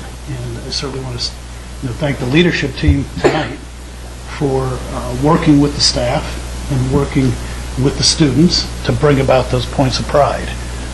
And also for their candor in the data that is shared, and for a frank and honest assessment of the things that we need to work on. And then while we didn't cover all of them, I'm certain the strategies that you are deploying and developing, it gives me great comfort that you are focused on them. And we do appreciate that as a board. So, job well done. Thank you. Thank you. Thanks, everybody. Thank you. As Diana had mentioned earlier, the reason why there was such an extended data dig was because of how it was released from the state. Typically, you're going to get the graduate data earlier. You're always going to get the forward and the junior class thing at the same time. But with them being released the way they did, and so we had to combine all of them. Report card being another one that's been released later. That'll be coming at the November board meeting, but it isn't being released in time for our curriculum committee meeting. So it's just a lot of these things. So I appreciate all the work that the staff did to get this ready, because there was a ton of work to do that and present that to you. And you're right, highlighting a couple things that are points of pride as well as a couple things that are areas of focus, but there's many other things that we are focusing on, whether it's that we're proud of or that we want to work on. And we also know that our kids are not just test scores. Tonight was about data, but we also take great pride in having well-rounded kids who are good citizens, show good leadership in the classroom, are good citizens to each other, good role models, and we have a lot of things going on with that as well. Agreed. But tonight's was about data. All right, thank you. Now, moving on, Topher, I think you're up for a number of these things here on the agenda. So yes, have we'll at change it. of pace. I'll be your guide for the next 6 agenda items. And we will start with the final budget and levy certification for this year.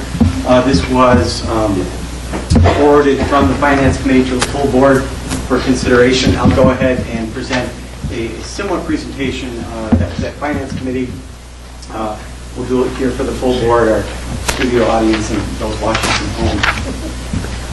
So we mentioned at the annual meeting that we had final October numbers that hadn't come in before we could finalize our budget and certify the levy.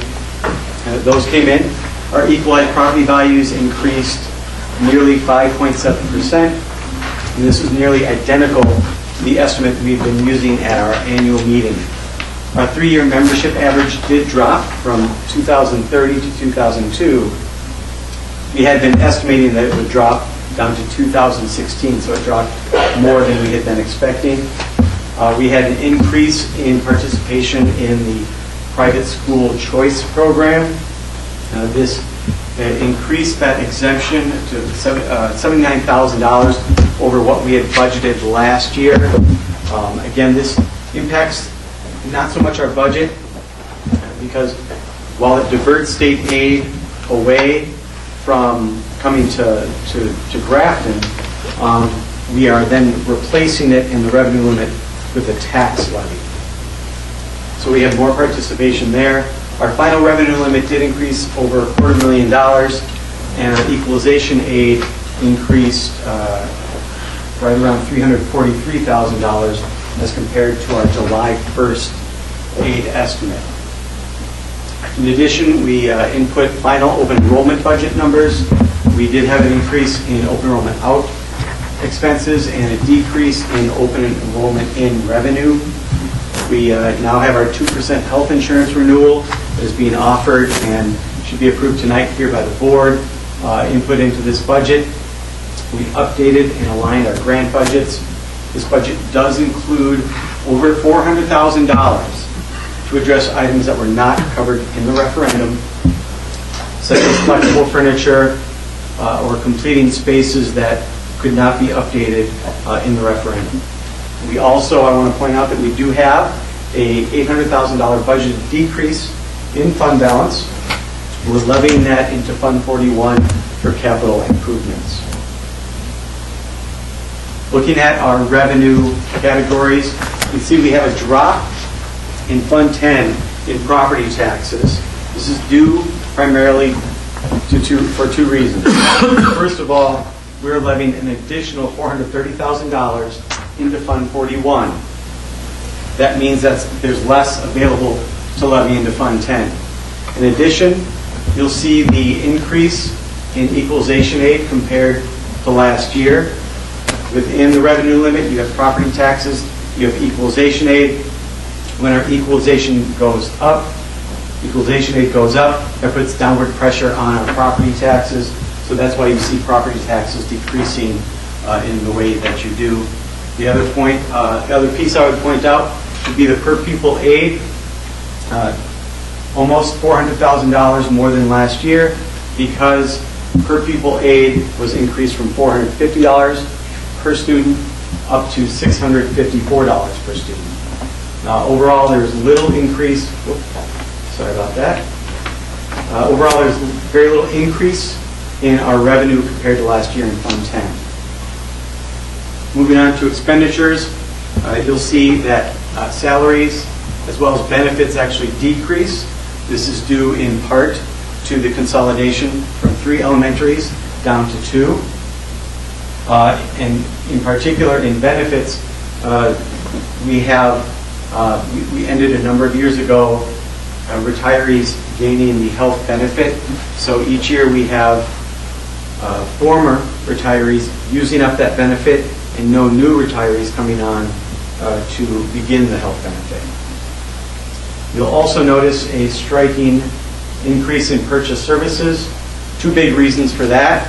I mentioned the $400,000 that we have budgeted for items such as flexible furniture or upgrading classrooms. $300,000 of that is in purchase services, and in the detail of the budget, you'll see that as an object 327. That had not been budgeted for in previous years, so that's an increase in purchase services. In addition, our friends at DPI, as directed by the Census Bureau, have directed us to move from supplies our software budgets. So in the past, we had taken instructional and non-instructional software, and we had coded that as a supply. We have now moved that, and we are now coding that as a purchased service, and that's why you'll see a somewhat similar drop, big drop in our supplies and equipment budget. That's being shifted to purchase services. Overall, it is an increase from last year of over $400,000 in our Fund 10 expenditure budget. This is our revenue projection. This is what we were looking at back in January. Back in January when we began this process of building the budget that would lead up to tonight when we would finalize it.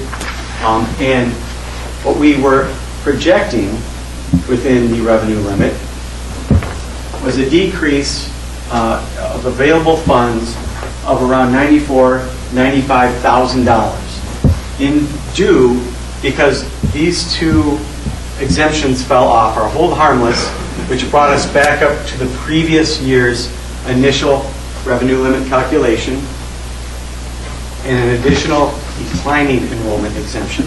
Those both fall off. That's $210,000. We were expecting to drop about 11 students, and then that would cause a decrease in our initial revenue limit calculation, brought back to last year's with the hold harmless, and then an additional $115,000 declining enrollment exemption, which would fall short of replacing those two. That would result in a expected decrease of about $95,000. Now, I harken back to the $400,000 that we budgeted that could be cut without impacting personnel, without impacting programming. That's important because we had been planning on the potential for a future potential deficit of $200,000 for 2019-2020 as these two exemptions fell off and were not going to be able to be replaced. In addition, next year will be the first year of a biennial budget. We do not know what's happening to per pupil aid. Now, we did have final numbers come in for our membership, and so this is going to, you're going to take your 2018-19, you're going to slide to the left. That's going to slide over, and we have, there's that 2002 membership, 3-year average membership of 2002 instead of the 2016 we had been projecting. What that does is that makes this revenue, this initial revenue limit calculation, much lower than it otherwise would have been. However, our hold harmless that is much bigger, and again, brings us back up to last year's revenue limit calculation. Then on top of that, we get that same amount as a declining enrollment exemption. And so what happens is, instead of having this exemption fall about $94,000, $95,000 short of replacing those two exemptions from last year, we end up getting an additional $84,000 in excess of last year because of the rather large declining enrollment exemption. Now, while the additional revenue is nice, what that means is next year, because we have right around $585,000 in exemptions falling off, and we're projecting a drop in membership, and again, this hold harmless will bring us back up to this base in green from last year. This declining enrollment exemption isn't going to be able to replace the $585,000, falling about $350,000 short of last year. Again, important that we have over $400,000 budgeted in some items that do not have to be repeated and could be cut without affecting personnel, without affecting programming. In addition, as I mentioned earlier, we don't know yet what's going to happen in the first year of the next biennial. In addition, I mentioned open enrollment before. We input the final budget for that. We have seen our open enrollment, our overall open enrollment in numbers declining the past 2 years. So you'll see a steady decrease in the revenue that's coming in from open enrollment. And then you'll see a slight increase in the expenditures going out. We've been fairly flat with our open enrollment out, but that dollar amount each year increases. So as your numbers stay the same, that expenditure will increase slightly. So overall, what we have is a net revenue that is dropping. And even though we had more new open enroll coming in than open enroll going out, we did have a large senior class, a group of open enroll in, and our senior class have graduated. And we do have a few upcoming classes at the high school that are fairly large, that have a decent sized group of open enroll in that will be graduating. So this is a trend we might see continue over the next couple of years. I mentioned the private school choice program earlier. This started in 2015-16. It allows students to enroll into a participating private school program and is then funded by diverting state aid that would otherwise come to the district, and it would be sent to the private school to help educate that student. There are ways in which participation in the program are limited. There is a limit on the percentage of students that can participate. Started off as just 1% of your membership could participate. Again, for us, 1% is about 20 students. Then it's grown to the point where it's 3% this year. That's the limit, which this year is calculated as 61 students. We've always been well below half of what the maximum that could participate is. It increases 1% each year up until 2026, 2027, in which case there's no limit on the percentage of your district that could participate in the private school choice program. Then we have a limit where income eligibility limits who can participate. When it began in 2015-16, you needed to have, you could not have any more than 185% of federal poverty level as your family income. For in a family of 4 in 15-16, that was a little less than $45,000. In this recent biennial, the one we're finishing up this year, they did increase that to 220% of the federal poverty level. So for this year, that dollar amount has grown to be over $54,000. It would continue at the 220% rate unless the legislature makes any changes going forward. The other limit would be that you cannot participate in the program unless you've attended public school. However, there are exceptions to that. If you are entering 4K, 5K, first grade, or 9th grade, then you do not need to have attended a public school. So for example, if you're a brand new student going into 5th grade, you don't have to have attended the public school in order to participate in the program. Now, the dollar amounts that get sent, or I should say that get diverted in state aid from us to the private school choice program are down below. The over $7,700 for a 4K through 8th grader and the $8,400 for a high school student.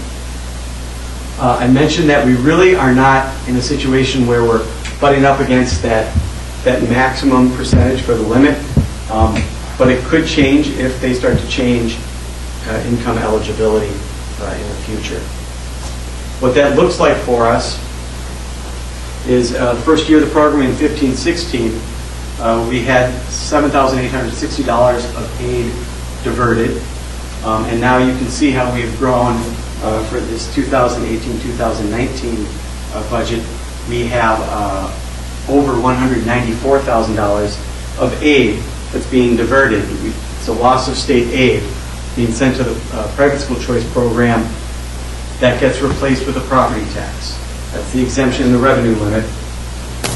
And I'll point out that in addition to the statewide choice program, we do have a student participating in the special needs scholarship program. That is a $12,431 diversion to the private school. So like I said, this is growing.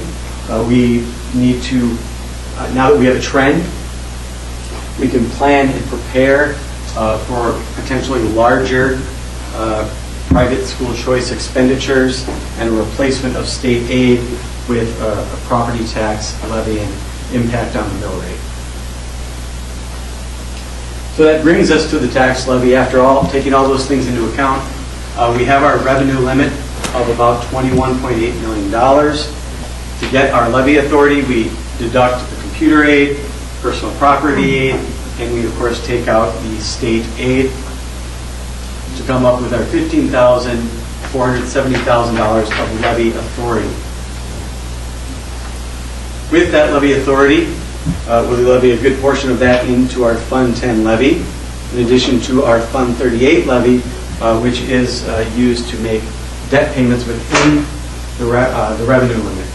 We also have the Fund 41 levy of $880,000, which is used for capital improvements. Outside the revenue limit, we add on to that the Fund 39 debt levy of $2,967,900 to make referendum debt payments. When you add those up, you get the all-fund tax levy of $18,438,000. That is a 0.9% decrease from last year's levy. We take this levy and apply it against the equalized property values in the district, which increased 5.7% this past year. When you take a decreasing levy and apply it against an increasing equalized value in the district, then you have a mill rate that decreases from last year, a decrease of 70 cents, 6.2%. So for every $100,000 of equalized value, the tax would drop. You would see a decrease in taxes of $70. For $300,000 of equalized value, you'd see a decrease in the school-related property tax of $210. And for $500,000 of property value, you'd see a decrease of $350. Any questions?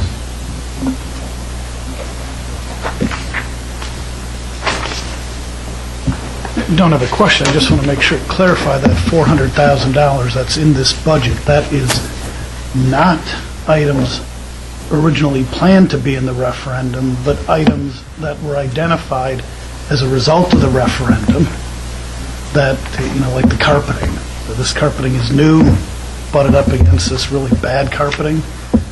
We probably ought to replace that carpeting now because it's inexpensive and easy to do. I just want to make sure that that's correct, as well as the fact that we knew that all of our elementary classrooms weren't being touched with new cabinetry, new sink, flooring, whatever it may be. I mean, you look in here, the paint it wasn't supposed to be painted in here, it wasn't supposed to be carpeting. We did the painting, we funded that this summer out of our budget because it was the time to do it. They were constructing, adding the lights and ceiling tiles and so forth. But there was many things that it isn't that there are other things that we have said we want to develop a 3-year plan to be able to address, to have a common experience in all of our grade levels, not just in the new classroom or the remodeled classroom. Okay, any other questions? Even this furniture is an example of that. This is flexible furniture we bought last year that we're using, that it was never included in a referendum piece at all. So seeing no additional questions, I'd entertain a motion to approve the 2018-19 final budget and the certification of the 2018-19 tax levy. So moved. All right, any further discussion? All those in favor of the motion, aye. Aye. Opposed? It passes. Thank you. All right, 2018-19 first quarter budget report. Yeah, so we just passed the 2018-19 budget just moments ago, and we're already to talk about the first quarter performance for that budget. Fiscal year's flying by. So, like we did last year, you'll get the board will have a first quarter fiscal year report, second and third quarter report, as well as a report and that'll be the month following the end of that quarter, as well as a report in August that would be the mini version of the treasurer's report. I've highlighted a couple of items in this report. In Fund 10, we have purchase services. I've highlighted it because we're spending it faster than we did last year. However, I mentioned earlier, we now have software put into that account, whereas last year it was not part of purchase services. That gets spent faster because we pay for those things typically with an upfront fee right at the beginning of the year, rather than other purchase services such as utilities, transportation, and others, which get paid out as the year progresses a bit more evenly, or something like open enrollment, which is paid at the end of the year. So I would expect that this would begin to narrow, the gap would narrow as we move through the year, and then next year we'd have something that's a bit more comparable, as we'd be using a budget structure that's similar, unless it gets changed again. Then we have capital objects, and in capital objects we're spending at a much faster rate. We've spent the budgeted money much sooner than last year, but in addition we also have been replacing equipment that was damaged in the water main break, and so this budget item in particular will go over budget. However, we will be receiving revenue from our insurance company that will make up for that. But this budget line item simply will run in the red because of that, but overall the budget will be fine regardless of that. Then in Fund 27, really the same thing is happening in that purchase services area in Fund 27. And then, even though it's a rather small item, the capital objects in the Fund 27 account, we have spent, we've made the purchases that we had planned on making much earlier this year than we did last year. So this is information only, but if there are any questions or comments, we can take those now. Any questions? The one question I have is, do we have a summary of the total claim that's been filed for insurance, or is that still a work in progress? Still work in progress, but very close to being finalized. I just talked with Trent from our insurance company, and we've got, it's going to be a number that is somewhere between $400,000 and $500,000. Okay. Just at a future meeting, get an update of that claim? Sure. Status? Okay. So we've spent about 80,000, is that what? Through the first quarter. Okay, Yeah. so there's more to come? Yeah.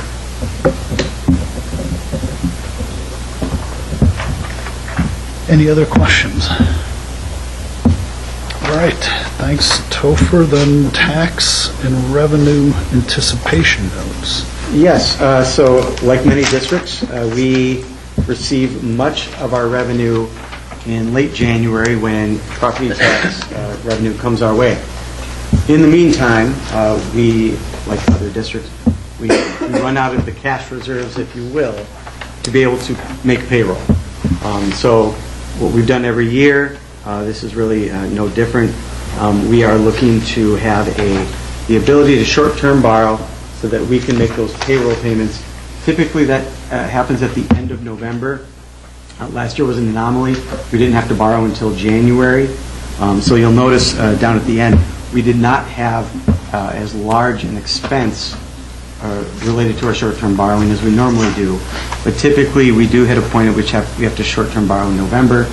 So we're looking to set this up so that we have the funds available to make payroll, which are then typically paid back in the later part of January once the property tax revenue comes in. I will point out the interest rate has increased from last year. It was 3% last year. It's 3.5 this year.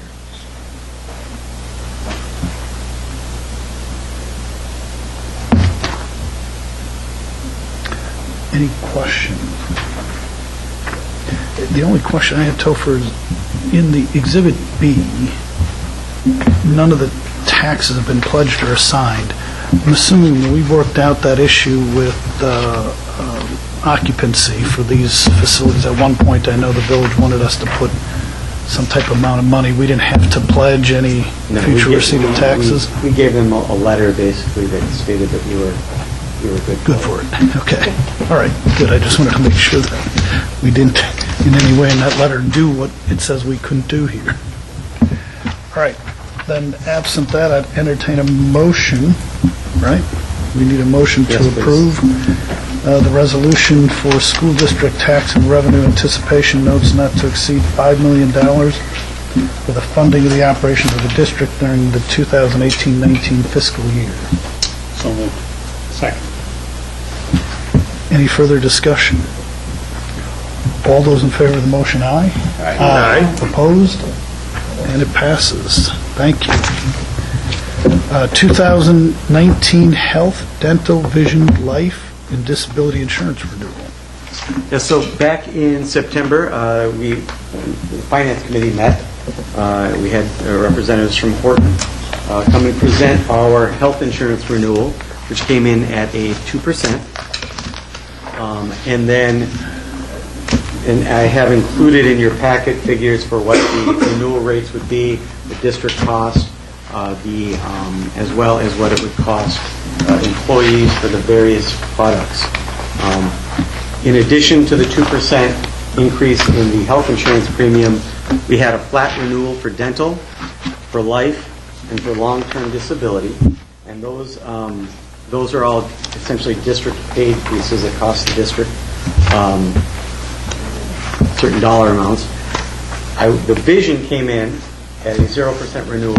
That is a voluntary insurance that does not cost the district any money.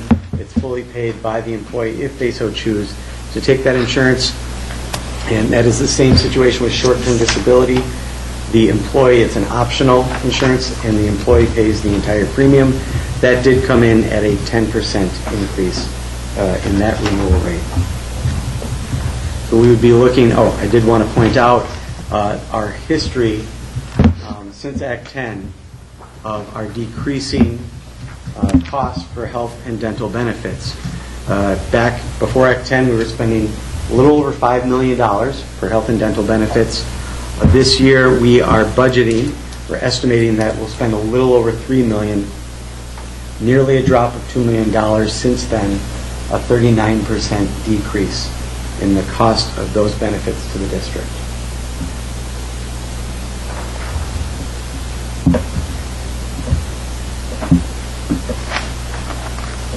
Are there any questions about any of the renewals of these products?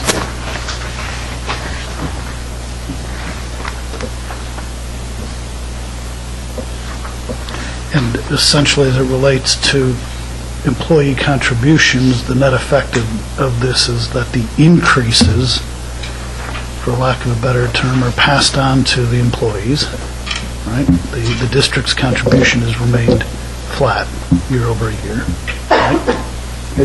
Everything would go up 2% as compared to last So year. both shares have Yes. gone up 2%? Yes. Okay.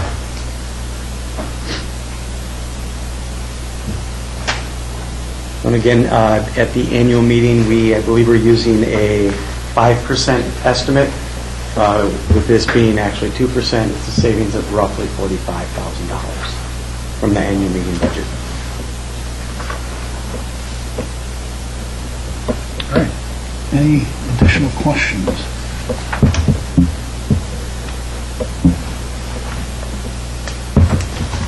Then I'd entertain a motion to approve the insurance renewals as presented. Second. Second. Any further discussion? Seeing none, all those in favor of the motion, aye? Aye. Opposed? And it passes. Thank you, Topher, for the legwork to get those programs renewed. Okay, mascot checking fundraising program. Yes, so we're bringing forward a recommendation from the Finance Committee to move forward with what is called the Mascot Checking Fundraising Program through First Bank Financial Center. This is a program in which a family or a student can open a checking account at First Bank. They could get checks and a debit card with the Blackhawk logo on them. They would receive $150 as a reward for opening the account, and then the High School Musical would receive $150 donated to that program. And so the Finance Committee and Administration has brought forward that recommendation to approve participation in that program.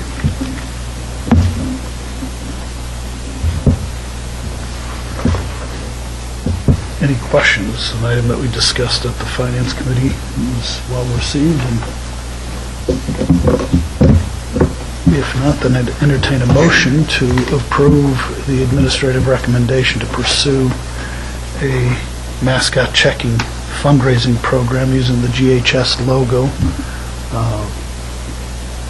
for purposes of raising funds for the high school musical. Second. Any further discussion? All those in favor of the motion, aye? Aye. Opposed?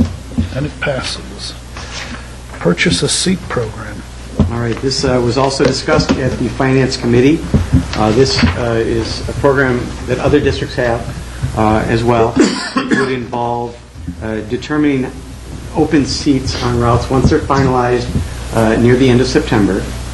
And it would be opened up as an option for families to purchase a seat, an open seat on a bus, with the caveat that they would use an existing stop.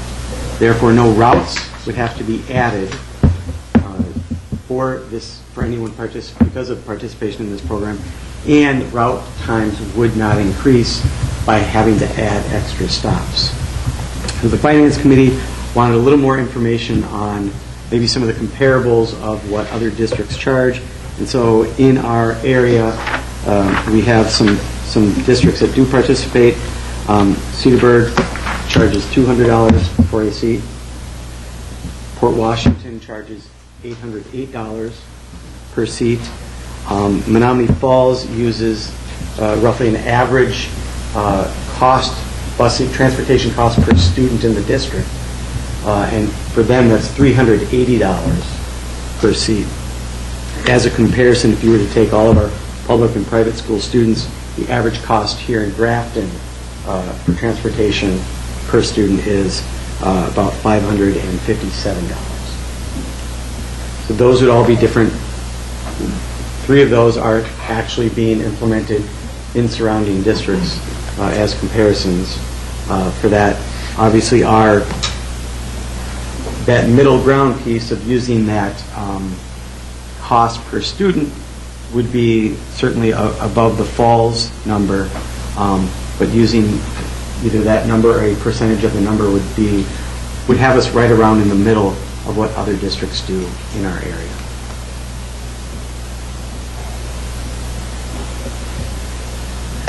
Would we set a max the number? Because you'd want a full bus, but we also know that riding with absolute full capacity on a bus can cause problems in and of itself. Just the sheer, sometimes a kid needs a little space on that bus.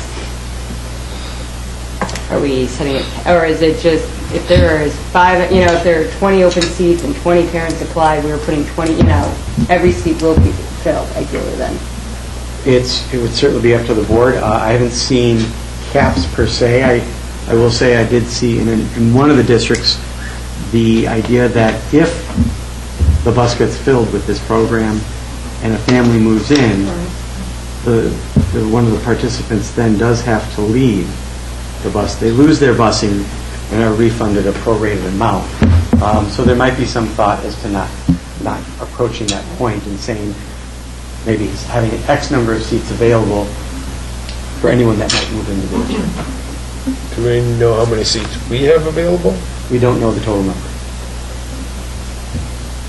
Is the right way looking to charge us to fill enough seats? No, that would be, charging this would be money that would come directly to the district. Again, the point isn't necessarily to generate additional revenue, but rather to give another option to families that might be looking for something.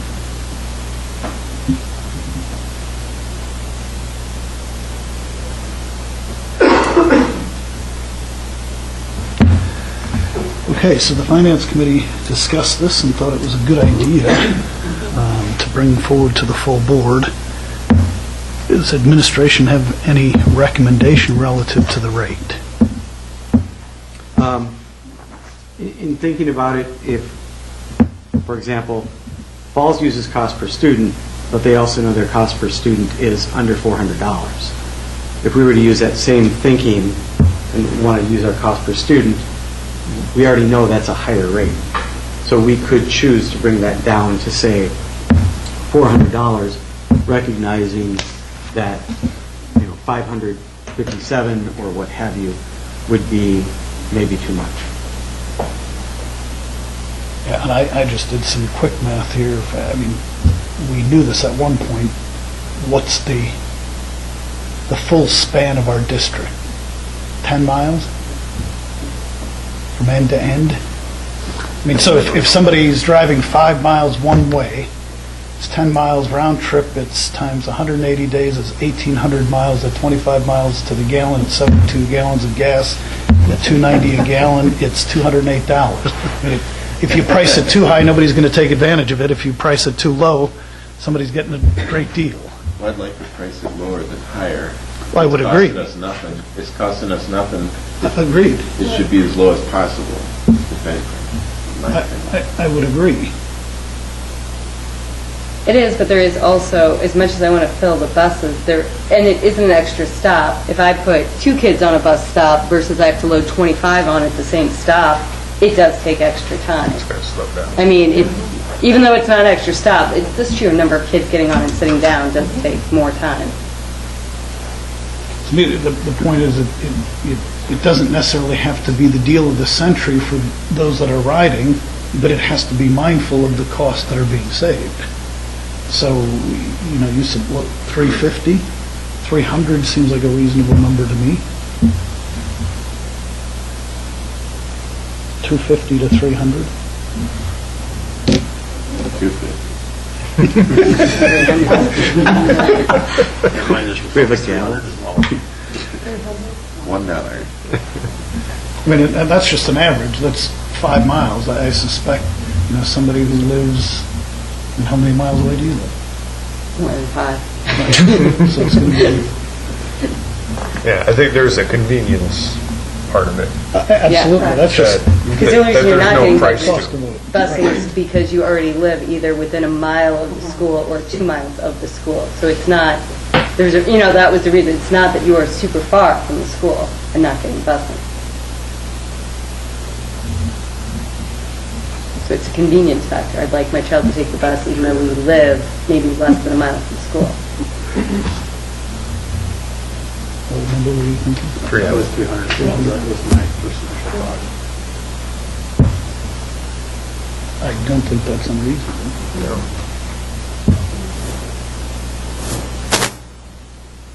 So if we did have a larger number of people that did apply for this, so it'd be through a lottery and then there would be a timeline as far as people sign up for this? What the other districts, what they typically do is they make it a first come, first serve. So then in the case of somebody moving in,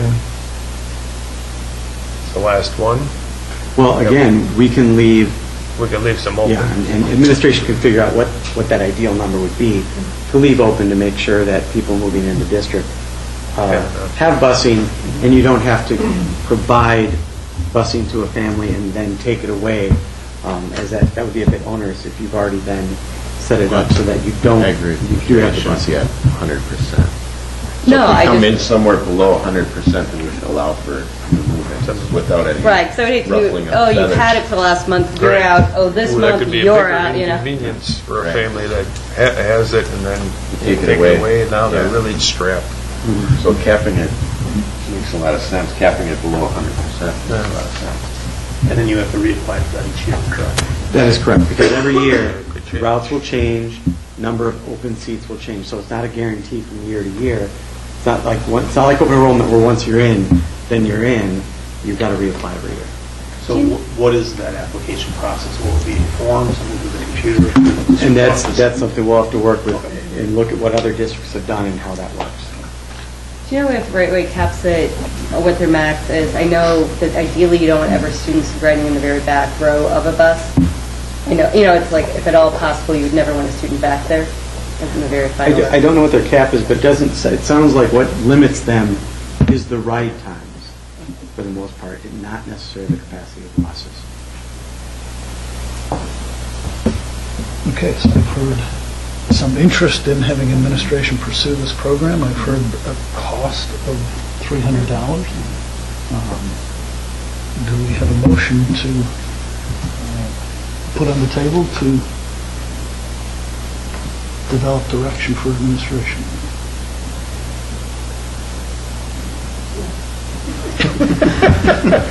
So yes, Joe will make the motion to approve for the implementation of a purchase of the seat program, $300 a year. Program matters and details to be developed by administration. Going forward, just so I'm clear, like this year, it would probably not start till, let's say, December. I mean, time we got it, actually, you filled out paperwork, it could be December. It'll take time, there'll be some proration. Okay, so we approve it. Because, or is it, because how long, let's say next year, because realistically you have to know, would it be starting, you will know typically by the end of September, so they could anticipate by October that they could purchase? That would be the timeline, our understanding of the timeline of what it takes for Right Way to finalize those routes, to see who's actually riding them, so that by the end of September, the beginning of October, you'd be able to have those seats then allocated. Okay, so we have a motion. Let's get a second of the motion on the table. We have a second. Okay, any further discussion? We could get further numbers. I just go ahead with it, just numbers of what our ridership is on the buses? Sure. And the program could be developed and then put on the agenda prior to adoption. Yes? No? Well, that'd be another month, and we have a family who's requested us to move forward with this. There'd be a delay that may or may not be necessary. We can bring it back, we can bring you an update at the next board meeting. An update is fine. That's okay. An update is fine. Yeah, we'll add that as an update to you. Okay. All right, any further discussion? All those in favor of the motion, aye? Aye. Opposed? Passes, thank you. Third Friday count. So Topher, I'll take these next couple. Thank you. Unless you'd like to. Topher referenced the Third Friday count earlier of being lower at a 3-year average. And as you look at our Third Friday head count, you will see that overall our membership of students, of resident students, is down. And a couple of takeaways that I have when I look at this is that our biggest drop is in our 4K and 5K enrollments. If you look at over the last 4 years, in 4K we've averaged 107 students in 4K. This year we have 89, so it's a decrease of 18 students. Over the past 3 years then, from 4K to 5K, we have added 27 students on average. And this year we only added 12. So in the past, we've had more 4K students. We've also added more students than what we did this year from 4K to 5K. So out of the 57 students that is a net loss, 33 of those students are in our 4K and 5K program. The 4K issue, we were prepared for that because back in the spring, we reduced a full-time teacher to a part-time teacher. We had someone leaving, so we were able to hire a 50% staff member. So we were able to plan for a loss of student revenue without having to reduce someone. But that helped us in that 4K area. But it's still an impact as we move forward. So, what will it, in our mind, what will it increase from 4K to 5K? Is it one of the things that we've talked about was redistricting an issue that maybe that's why we have less 4K students, because if I've always gone to a certain daycare, but now I'm going to a different elementary school than my other kids have gone to, and now there isn't busing provided to that daycare, did they stay with that daycare for the whole day? Did they pay for a full day of daycare for 4K? And then we'll switch to us in 5K. So we're looking at busing as how can we utilize that in a different way for next year? What is there a cost to that? What would be that cost? The convenience of it and all those things. So we've had internal discussions administratively, use that as one example, but there's other theories, I guess, that we're talking about, and how we can publicize more about our 4K program, whether it's sending a postcard home as we get ready for registration. And so some of those pieces that go along with it. So, and there's even an anomaly. In the past, we've always gone up from 11th to 12th grade, whether it's 1 student, 3 students, 6 students, and this year we dropped 6 students. So a weird, that was an anomaly that we've seen, but as we look across the board, we're trying to figure out at the elementary level, especially at that primary level, why were our numbers down. That will be an impact. Well, we've either seen a bubble or we've seen a small class. Those are the classes as they go through that create some either scheduling challenges or inefficiencies as they move through our system, as we're looking at it and so forth. So it sort of goes through our third Friday head count. On the back, it shows it by grade level, as well as open enrolled students that we have at each grade level.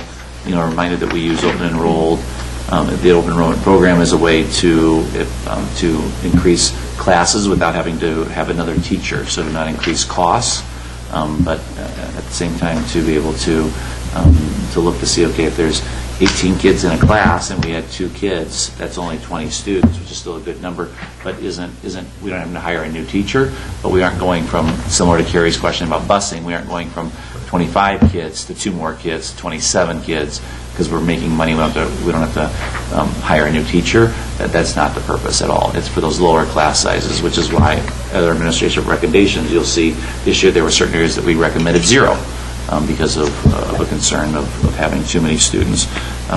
You can see at the high school there are some big classes that have had open enrolled. At the high school you can tend to see more students that you can absorb because they're going across different content areas, but those are some bigger numbers, and so it ties into the next topic, which is our open enrollment update.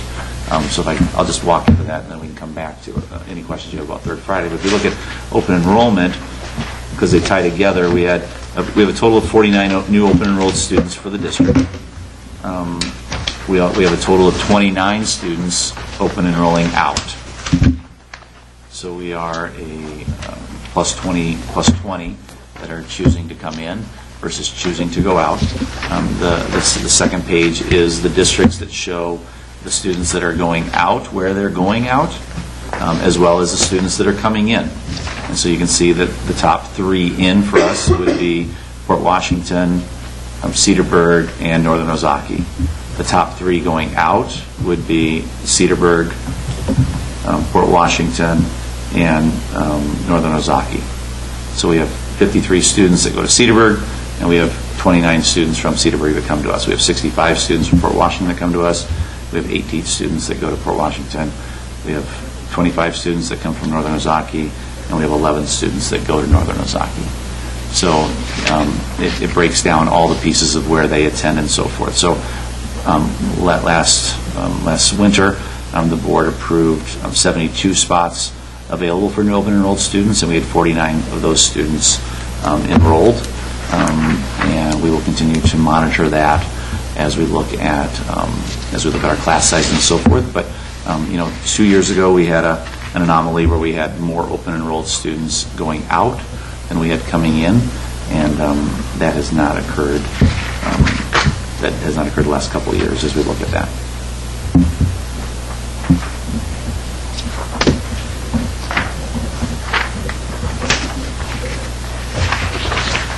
Thanks, Jeff. Any questions on the Third Friday count or open enrollment? Both are for informational purposes, and no action needs to be taken. Yeah, I just note that we have tiny 7th and 8th grade classes coming up. So Then you look at, that's what you look at. So you look at, what we try and look at is we try and look to see, if you look at let me pull that up here, and the other one. On the first page. On the first page. What we really try and look at is, really you're looking at this cohort model, coming across, and there's certain areas that we see that we've lost kids and other areas that we've gained kids as they come across. So you're right. It is if you know that on average, you're looking at in 6th grade, you went from 171 to 9th grade to 175, 148 to 187. So 6th grade here, you're coming down to 175. So they've been plus, 20, or approximately 15 in 2 years. But the smaller the classes are, then that's the impact that you have with it. And if you have too small of a class, then that affects our scheduling processes at the elementary school. Yeah, So- we'll graduate 187 in Yep. high school and be replacing them with a class, even if it bumps up, you get some bump up, but 143, 160, And probably it's about 20. I think it's about an average of 20 if you look at what 5th to 6th grade, 8th to 9th grade has been. It's anywhere from 20 to 40 that goes in there. So you're right, it's probably an average of 20. There should be 10 to 30, and so it's probably an average of 20 that you're looking at. So you're right, it's a smaller class size coming in, already set up in that way. So the focus that we have is elementary level. We're looking at all the pieces that we're doing and publicizing great things occurring in our district, but how can we improve at that younger level? So one of the things that we talked, I should mention that we talked about this in our referendum planning of using the population lab out of Madison that can give us some population studies as well, because now if our predictions are starting to be lower than what we've predicted. So we've looked at reaching out to them to get another quote to have them do a population study that looks at all the different things we looked at when we were redistricting, whether it's future development, birth rates, and all those things, and give us some ideas that would go with that, other data points.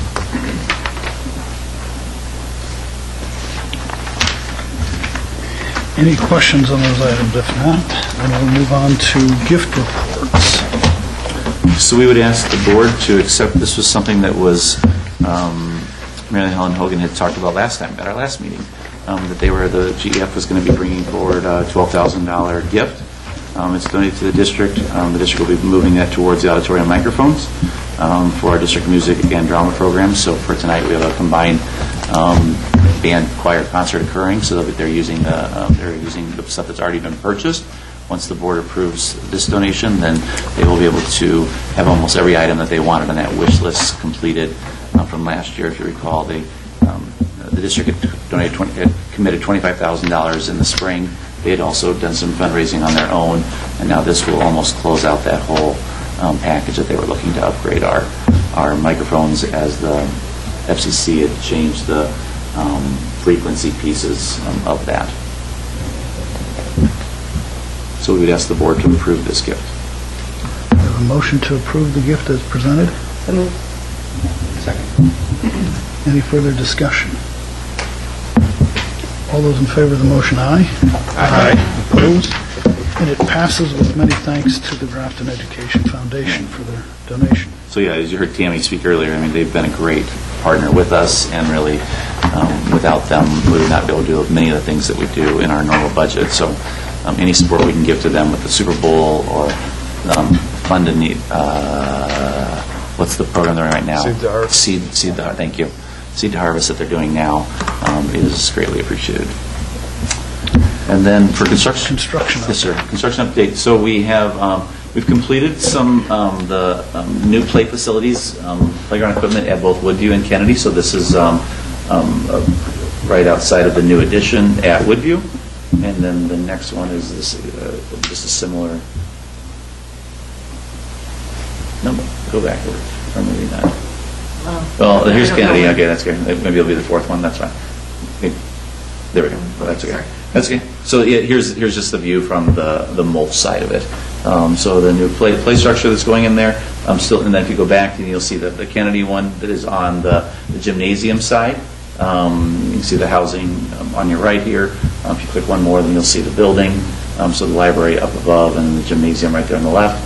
Still to be added to this to complete it out is our swing sets that are being added at each of the locations. So this is the elementaries at this point are at their punch list time. They have cabinetry that still needs to go in that was removed when they did the HVAC, and that's probably the final item that's occurring at both of the elementaries, and they'll be completed.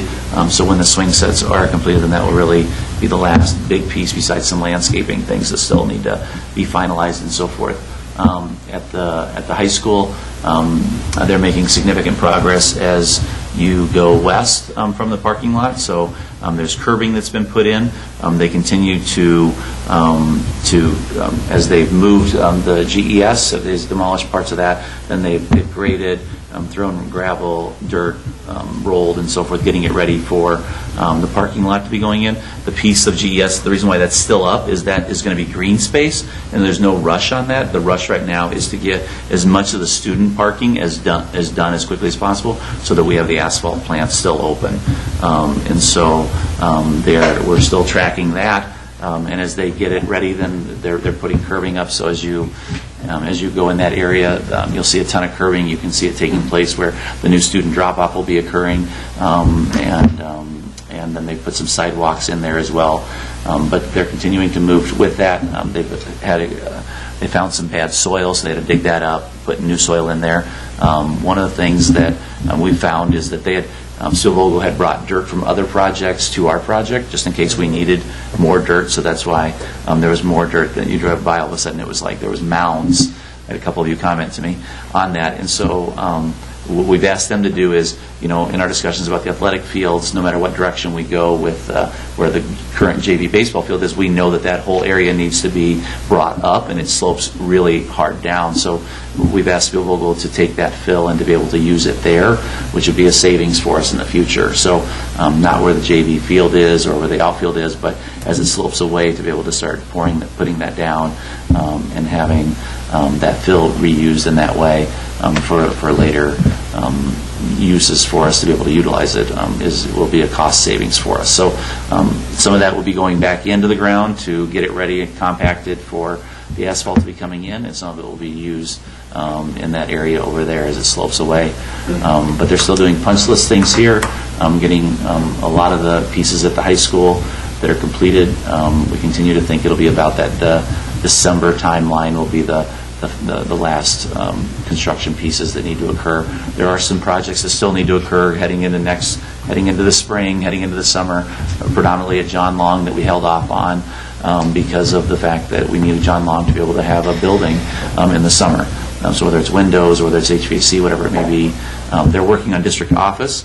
So right now the loft is still being worked on. That's been a less of a priority because of getting student ready. But now Surefire is over there getting that set up for the heating and air conditioning. They dropped the unit into the roof 2 weeks ago, and they're working through some of those pieces at district office as it goes with it. So construction is continuing. The push right now is to get the parking lot done for the student body. If it starts getting colder more quickly and the asphalt plants, maybe if they were to be shut down or being shut down earlier than planned, then we would at some point have to pick a time to say, at this point, we're going to pour asphalt, and we're going to pour the rest of the asphalt in the spring when the plants open back up again. But we need that parking for students. We need it for athletic events in the spring. Students currently could be utilizing it right now. And so at some point we'll make the decision on that, along with using Hoffman and Spielvogel's expertise to make that decision. But we have the asphalt company ready to pour, and I think it's scheduled 2 weeks or something like that. So we'll see how far they get as they move through getting that area created for us. Is the plan to just get one lift of asphalt down on everything before we start second lift on certain parts? Yes, that's the plan that we've discussed, is to get one down. The ideal would be to have two, but we're not pouring it all until, so we're not going to do, like right now, district office, that area is done, because that's, as they've torn down, they've gone that way. So it's been that's how they've progressed. So that's why it's easier to start with district office, because there's nothing to tear down, and they're going that way. But they're going to bring everything in at the same time to asphalt. And then on the new gym at the high school, is that roof done? You asked me that on Friday night at the football game, and I saw the don't know the answer. insulation. I didn't see Jamie today to ask The him that. insulation that's stacked up along the north wall of the existing building. Yeah, And there's pallets of insulation. and some of that may be excess. So, for example, they're Yeah. still working on the maintenance building. That's almost ready to be released. Topher and I walked in there on Friday to look around in there, as the guy, the electrician there, had said, we're really just running this, and then there's district office, and then electrical was done. They were done. They felt like they were done at the high school for the majority of their projects. So there is some excess of things around. I saw people on the roof. Was it Friday during the day, early morning? There's people on the roof. There's people on What the they're roof working on on, the I don't east know. side. Yeah, I don't know what they're doing. What they're working on, I don't know that. Jamie would know that one. But yes, you've seen the ladders up. I've seen them on the roof as well. Whether they're working on the roof or they're working on one of the ventilators or electrical piece, I don't know that. Okay. Any other questions? Thank you. All right, then I will entertain a motion for the Board of Education to convene in closed session to consider, 1, sponsorship negotiations, 2, deliberation or negotiation of the purchasing of public properties, 3, performance-related data of the superintendent. This is in accordance with Wisconsin State Statutes 1985, 1C and E. Do I have a motion? Well, before we go forward, I do have one more question related to that family. I believe we all agree that we're going to start selling seats. It's just working out the details, right? And as we close that conversation, you had mentioned there is one family with an immediate need. Yeah? Yes, sir.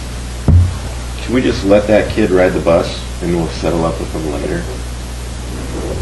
You know, letting him know that there's going to be a cost and there's going to be some details to which we're not. Now that we know the cost, why yes. Why should that kid have to wait a month? Yeah, we won't. We'll bring an update to the board. We'll move forward with that, with the proposal right away. The family now will know what the cost is. So we couldn't say you should join now and then later say, well, now it's $500 or $600 or $300 or whatever it is. So at this point, now that the board has approved it, we'll reach out tomorrow to say, this is what the cost is. This is the route you'd be on. Are you interested or not? And we'll hammer out the details. That's correct. Okay. Yep. Good. That's all I have. Yep, that's good. We will do that. Okay, then a motion to convene into close is in order. All right, we have a second. Second. We've got a motion and a second. Jim, how do you vote? Yes. Jim? Yes. Yes. Yes. And yes. Thank you.